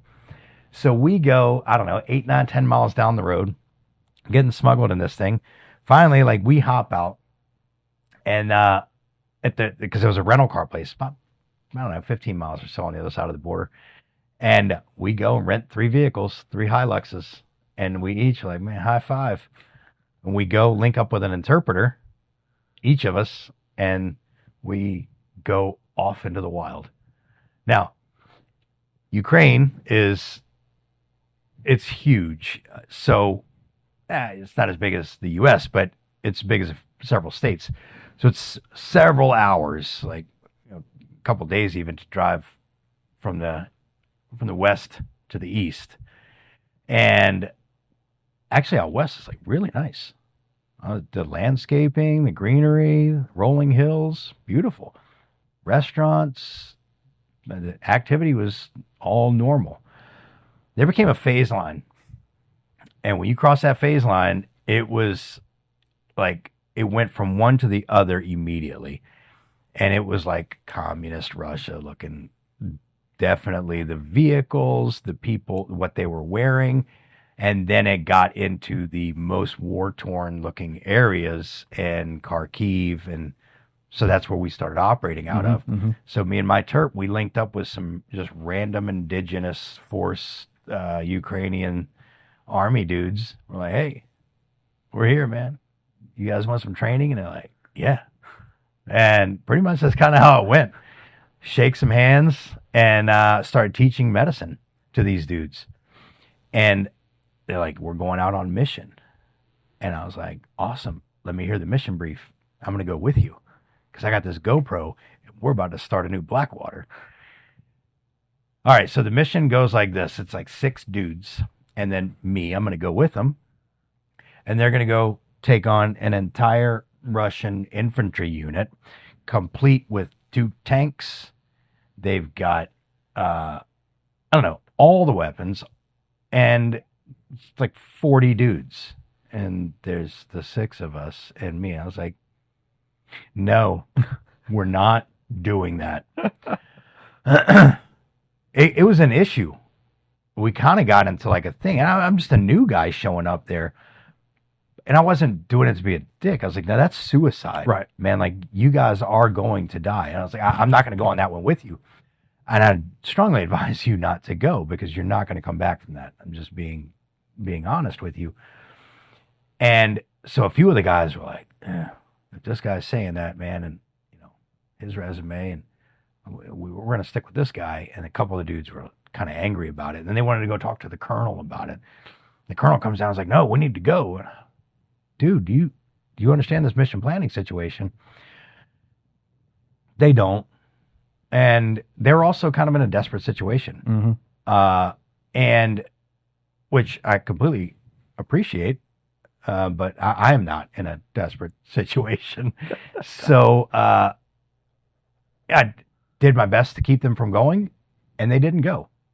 Now, there were some other ones that we did go, and I sat in a ditch with tank rounds smacking, getting dirt blown on me. And then I remember I was going out to this one unit. It was 8 dudes on this outpost. We had gotten, they were like, hey, man, these dudes out there really need help. And, they're taking casualties. I was like, okay, cool. I'm going to go out there and help with these guys. So me and my Terp, we go out. We got a grid coordinate dropped to us, and we go out there, and it's a school. Now, in a village, completely desolate. Nobody's there at all. The school has been shelled a dozen times. All the houses got some kind of mortar rounds in them. And then there's this little outpost, and then there's this an area kind of like a basement, you could go under a bunker. And so I'm like, all right, so I parked under some trees next to the school because up until now, I've been fighting the Iraq, Afghanistan, and we were accustomed to a certain style of fighting, and that's kind of ingrained in us. Drone warfare wasn't part of that. Right. And it is now. So we're going to add this to the menu. And so now it's a lot more variables. In a country I've got zero familiarity with a language that I don't know, with now new fighting techniques that I'm not accustomed to. And I don't have any team. And if anything happens, I don't have support. I don't have a UH-60 coming in. I don't have a QRF. I don't have anything. So I'm like, wow, this is bold and maybe not smart. We're going to do it, right? So I'm parking under trees because I'm like, man, I got to outsmart the drones because drones can't see your truck under a tree. So then I cover the truck up with branches. Hell yeah. Dude, we were getting in it. And so I'm out there and I'm trying to set up all my stuff to make me a little clinic because we're going out on hits. So I'm setting me up in areas. I was like, man, I know we're going to take injuries, some casualties, so I want to be prepared. Well, the casualty is about to be me. So I'm going out to the truck, and that's when the drone saw me because I'm out and it's kind of a field. And to get to the truck was about 50 meters or so. And that 50 meters was enough for that drone. I couldn't hear the drone or see the drone, but it had to have been up there because I heard a tank round. You ever heard a tank round? Not at close range like that. It was like maybe a click, 2 clicks, which is close range for a tank, right? Yeah. And I'd never heard it on the receiving side until that day. And that's that sound, you'll know it. If you ever get shot by a tank, you will know what that sound is without ever having the preparatory command of that. And I was like, I don't know what to do. I just hit the ground and to get as flat as possible.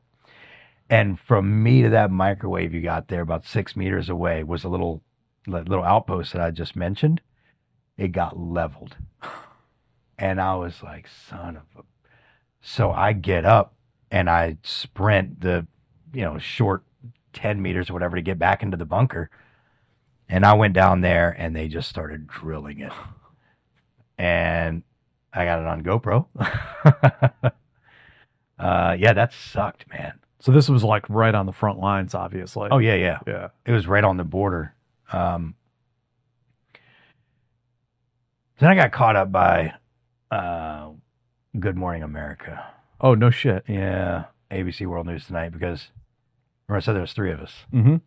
One dude stayed in the back, and he's coordinating because, we've got to get some viewership on this, but we're going to start a militia, right? We're getting funded by, I still couldn't tell you who exactly it was.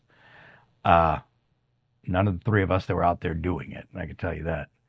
So they caught up with some news organizations and some journalists and ABC World News, ABC World, Good Morning America, ABC World News, and they wanted. So I went back, linked up with those guys, and got to go do some footage for them. And then all of this was not blurred or anything. So I don't know if I became one of the most wanted out there. Deck of 52. So it was just the irony is everywhere that I lived was leveled, not while I was there. I escaped that place. I escaped death, I'd say more times in a few months that I was in Ukraine than I did in all the other deployments almost combined. Um, I mean, there was definitely situations, but this one was just hit after hit. Yeah, and the enemy has drones and ballistic missiles, and I've got like no friends out there at all. But it was what ended up making you decide to leave? when I went. So I fell back to like almost as far as I could to be in like a safe zone. And the hotels were great. They were like $15 a night. So I was staying, and these are like decent hotels. And then just being in there, like you almost want to feel, okay, cool, I'm safe. I can kind of relax. Nope. Rockets are coming in and they're hitting a block away. And it's just like, man, I'm going to be laying here and sleeping and I'm going to get hit by a rocket. And I've gotten you all the footage. I sent everything that I could to, doing this. And like, unless you're going to up the ante of that funding that while I'm here, like we're done. I got you everything that you need, I think, to get started.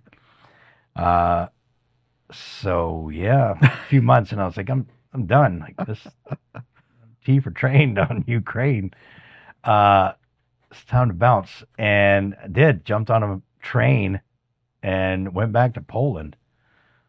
And then now guys are starting to show up and there's more like, retired guys, and then organizations are starting to happen.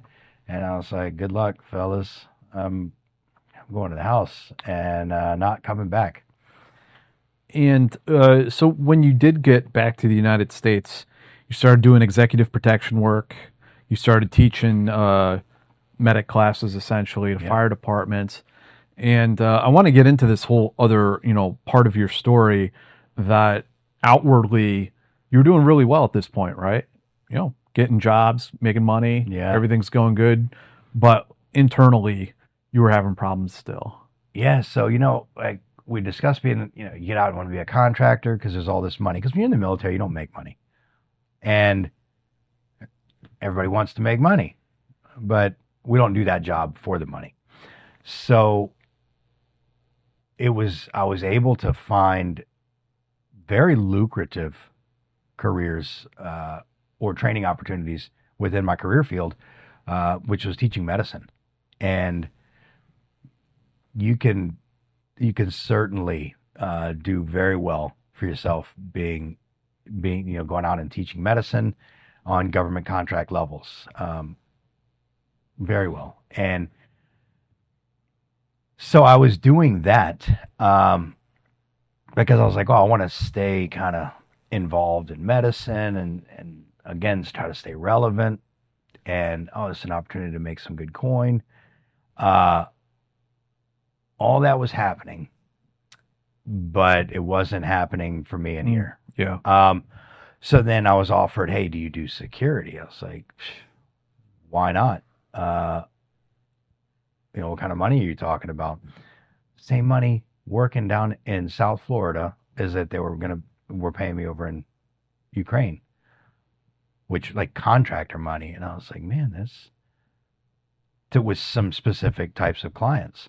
So then I got to work with a lot of ultra high net worth clients, some famous and some infamous clients that have laundered billions of dollars through countries that we are currently in conflict with.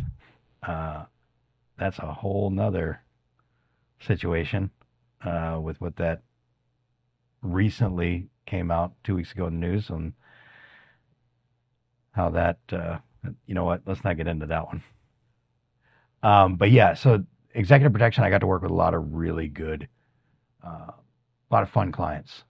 Got to see some things that I might not ordinarily get to see. Mm-hmm. And I certainly got to see a lot of people that I would not ordinarily get to meet. But that was kind of boring. I think really the biggest thing was a void that I felt, and it needed to be filled. I wasn't involved in any kind of motorcycle stuff, no team stuff, no shootouts anymore. Ukraine was kind of a bust. So, there's still alcohol. That's still a good one. Tequila, that'll never let you down. Yeah, unfortunately it does every single time. It took a few thousand times of trial and error to learn that it's never going to work out. And the motorcycle world also led me to some substance abuse. And that doesn't work out. No matter how empty you're feeling, that is not going to be what fills the void. As an atheist, church was out of the question. So I don't know. I just needed something. I hated myself. All these things that I, think that I'd done, there was a lot that I did that I haven't mentioned that made me hate myself. But I didn't really understand that that's what it was. I was angry at what? I don't know. Anything. This, that, doesn't matter. That's going to just piss me off. Anxiety. Kind of depressed states. For what? And not to sound like a complete, but I will sound like a total asshole, but I was driving a new Lamborghini, and it wasn't making you happy. It wasn't making me happy. I was like, man, I still feel dead inside. I was like, I don't even know what to do about all this. Like, why am I so angry? Why am I pissed off at the world? What is wrong? Why am I drinking myself into an oblivion? Not like every day, not even every week, but hell, who knows? If I have 2 drinks, I'm probably going to have 12. And if I have 12, who knows who you're going to meet? Because it's not this guy right here. You're going to meet somebody else. You're probably not going to like him. And I'm damn sure not going to like him the next day. So I need to figure out how to get over that. What was kind of the turning point? Definitely the bottom of a bottle of Casamigos.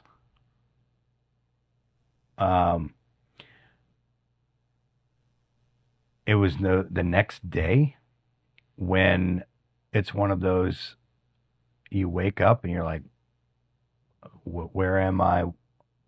Okay, I'm in my house. Good. Holy shit, what happened? What did I do? How did I get home? Oh man, one of those. I probably made some, comments and stuff the night before, but nothing detrimental. And I'd had an Uber take me home. But the point was that I'd had too many of those nights. Yeah. And every time I have one of those, I'm like, man, I'm done. I can't drink anymore. It's just, I can't do this. Whether it's that or going on a cocaine bender, just, I can't do that again until the next time. And then you're like, all right, that I can't do that again. How many times does that need to happen? I mean, as we both know, it kills a lot of people. Yeah. It damn near killed me. I say, Ukraine, Afghanistan, during their peak times were some of the most dangerous places in the world. And I walked along the edge during a lot of those times.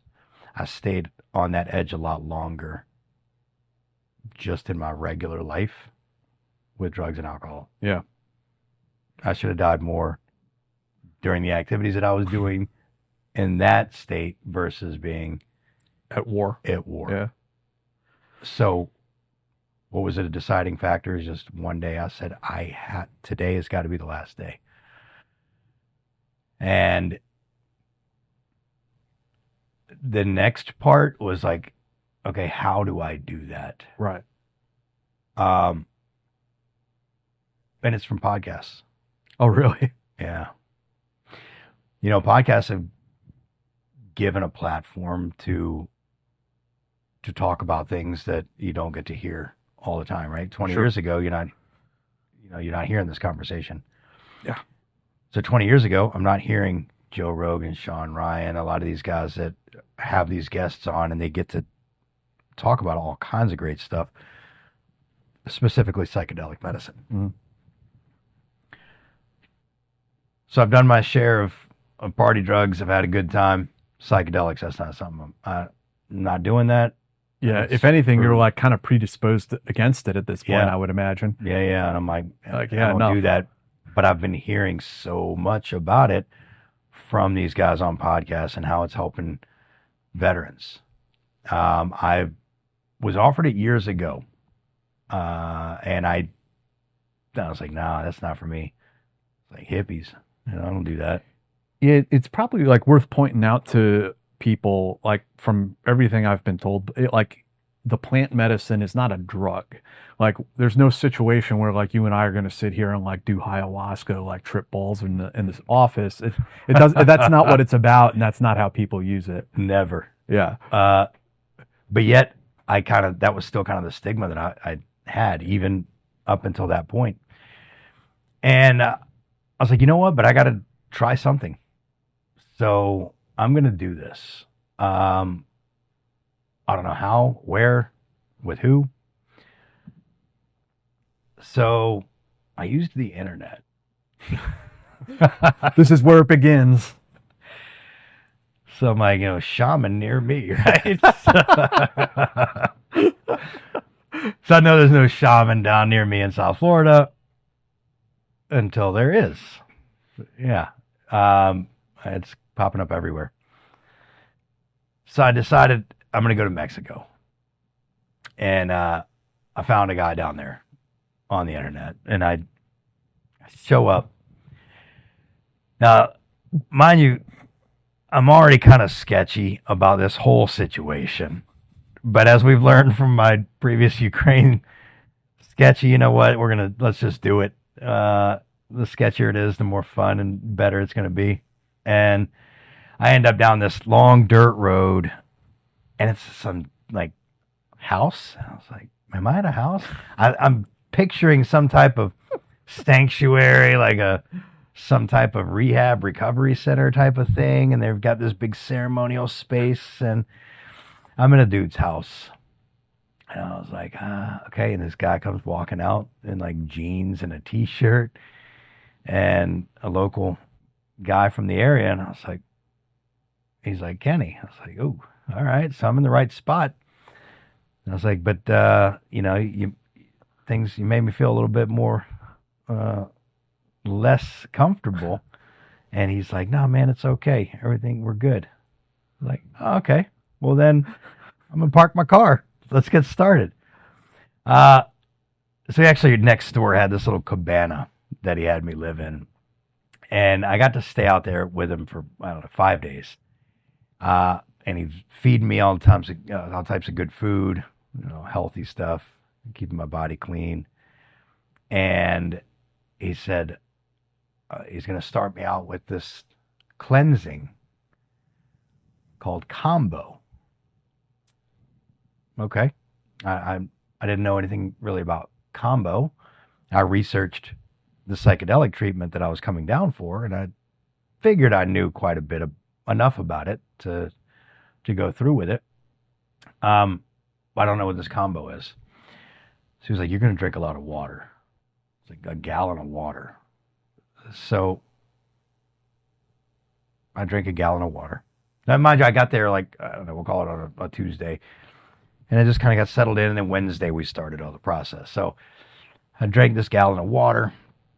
Now he's going to take this vine and burn the vine. And he's going to get me in my shoulder. And he's just making like little cigarette type burns. So I've got small open wounds in my shoulders. And then I lift my arms up so that he can pour this powder. It's frog toxin into these open wounds and spray them with water. Now, this dude doesn't use a measuring tool or anything.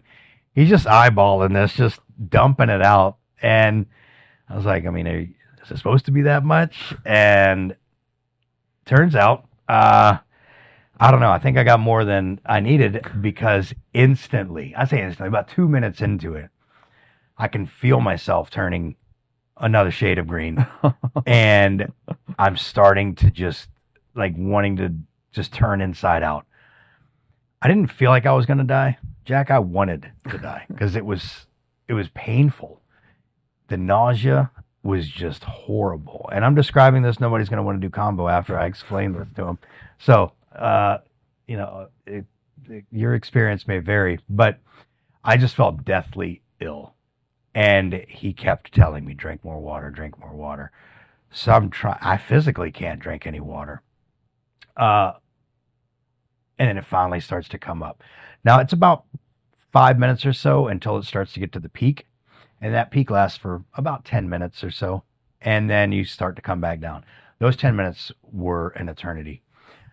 But I got up, things that I was holding on to from 2004. I didn't understand why I was doing this. I do a lot better now. You've had a gut feeling before? Mm-hmm. So your gut is telling you things, whether that's because it's your second brain, whether it's just the data stored in there, memory, trauma. That's how you get these feelings. It stores stuff in there that you don't want. And this purging ceremony, you have to drink all the water so you have something to purge out, but it helps the cleansing of that biome so that you can start fresh, and then so that you can accept the medicine. So once I was done violently throwing up, green, orange, I don't know, it was just a kaleidoscope of garbage in there, just of evil that I was getting up from forever. He was like, all right, the next ceremony will be in about 2 hours. I haven't done anything psychedelic at all. I just did this, and I felt like I had just been in a fight with a couple of like heavyweights, and I lost badly. And I was like, man, I'm done with everything. Like, I think we're good. I'm healed. I'm good. I'm not doing anything anymore. And he's like, why are you here? And I was like, well, I'm here because I need to fix something in myself. He's like, then you're going to stay and work. And I was like, yeah, I mean, he just called me out on that, so I can't say no. All right, I'm going to stay here and work. And I went and rested for about 2 hours. He called me back for my next ceremony, which is arguably the world's most powerful psychedelic. It's called 5-MeO-DMT. It's the frog or the toad. It's the Sonoran desert toad. And it excretes a toxin. When scraped and dried in the sun, you could smoke this. I don't know who figured this out, but it definitely changes lives. So I'm sitting at this dude's house, and you take 3 hits of this. You need a third hit as a breakthrough hit. So you take a big hit, you let it out, and immediately another big one, let it out. And hopefully you can get the third because you're already going completely incoherent. Oh my God. You are catapulted into the ether in milliseconds. Now, what do I mean by that? So the English language is difficult it doesn't have the words to describe what you're in there. I will first tell you that I was dead and I knew it instantly. I was like, he didn't measure this out enough. I OD'd. I'm dead. Wow, that's a real disappointment that I went to Mexico and OD'd on drugs, and this is going to be a difficult one for to explain. That lasted about 30 seconds, and then I became at peace with it. And I became at peace with it, and I just let go. And when I did, it was the most profoundly beautiful experience that words can't describe that I've ever had. And I say that because it was so intense with just the overwhelming amount of love. And people say that God is love. I've been around the world, and I've seen a lot of stuff, evil. And I'm like, God is not love. Like I said, I was a pretty devout atheist. The Bible, none of that made sense. But when you have no body anymore, because you physically, you think it's gone because you can't see it, because everything that's in your reality right now, you know where you're at on a couch. I'm in this chair.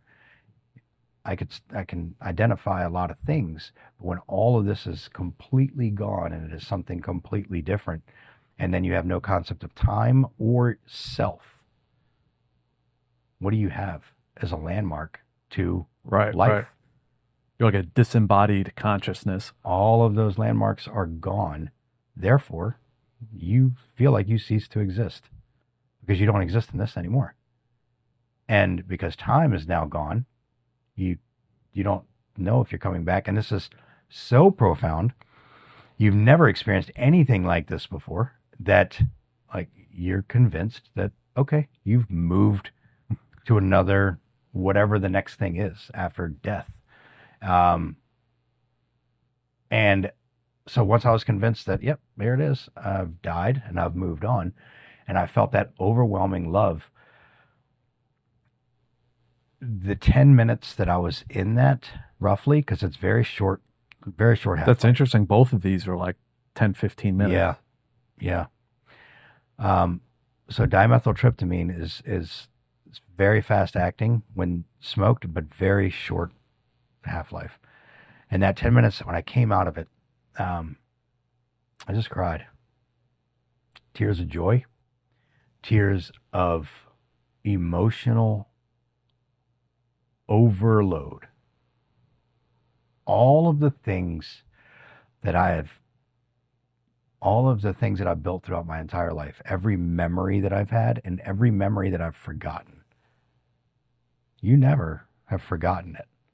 You have just put up a block. Right.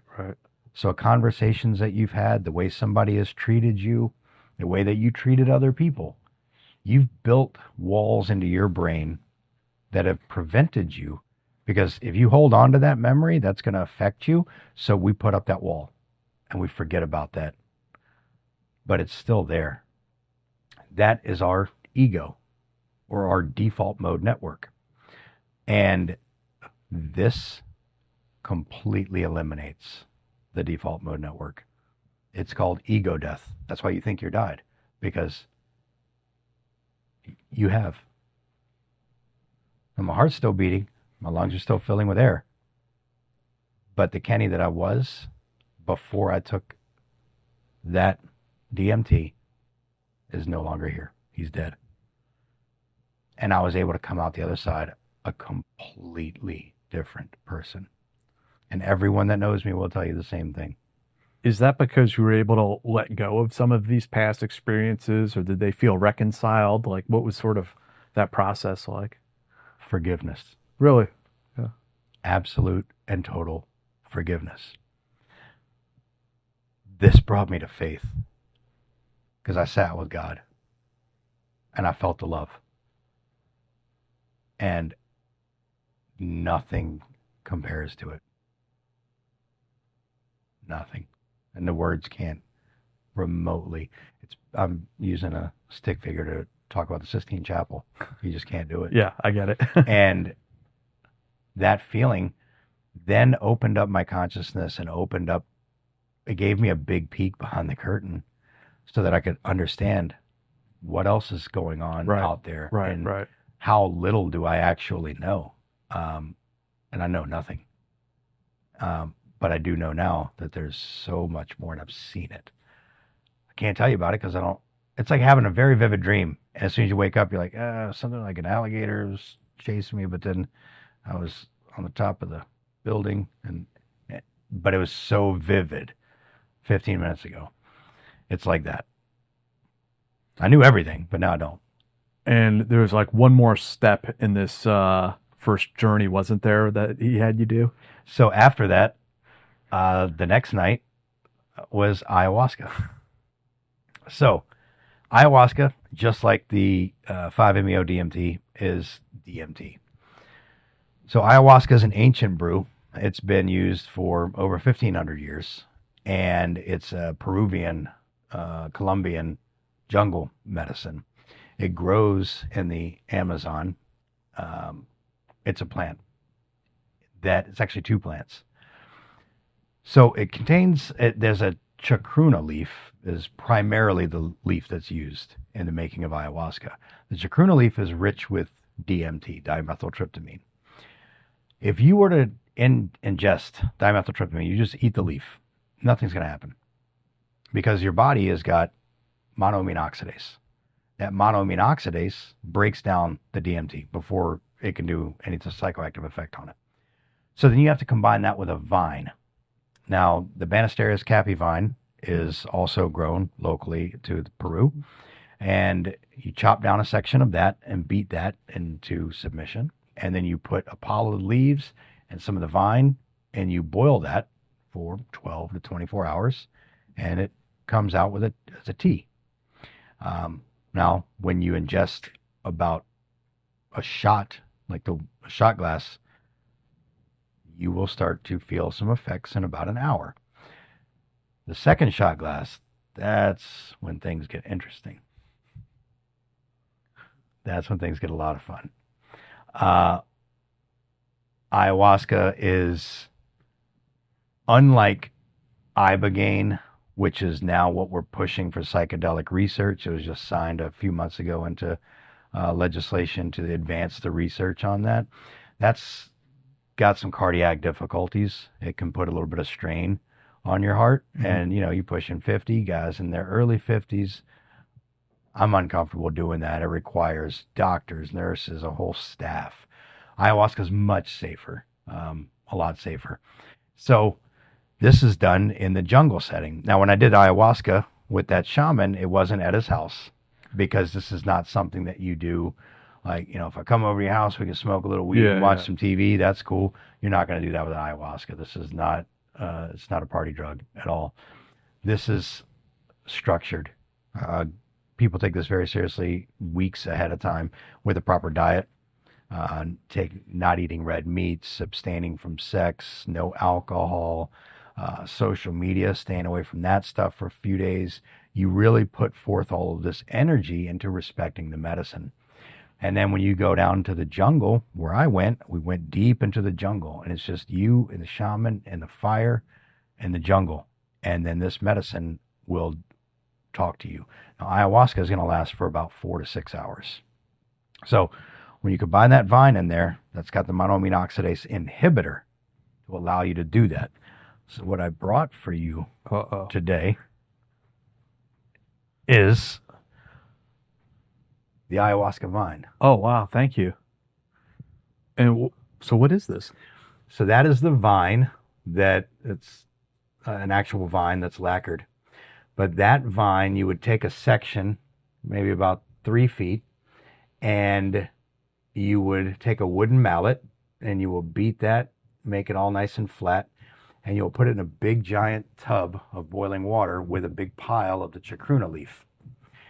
That is what keeps the body from breaking down the DMT. So that's the difference between the first time you're smoking DMT, the second time you're ingesting it. Correct. When you're drinking it, it's different. You have to have the vine attached to it so that it can Your keep your body stomach, from breaking it down. Right. Yeah. And people have a lot of similar results. Results may vary, but they're all very similar. Similar experiences. Right? Yeah. So I've worked with over 60 veterans just this year. I've worked with some high-ranking veterans. I've worked with veterans with severe alcohol problems.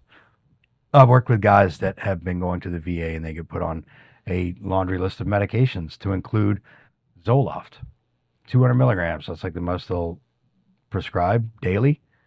You get on 200 milligrams a day for a few years. That's your daily regimen.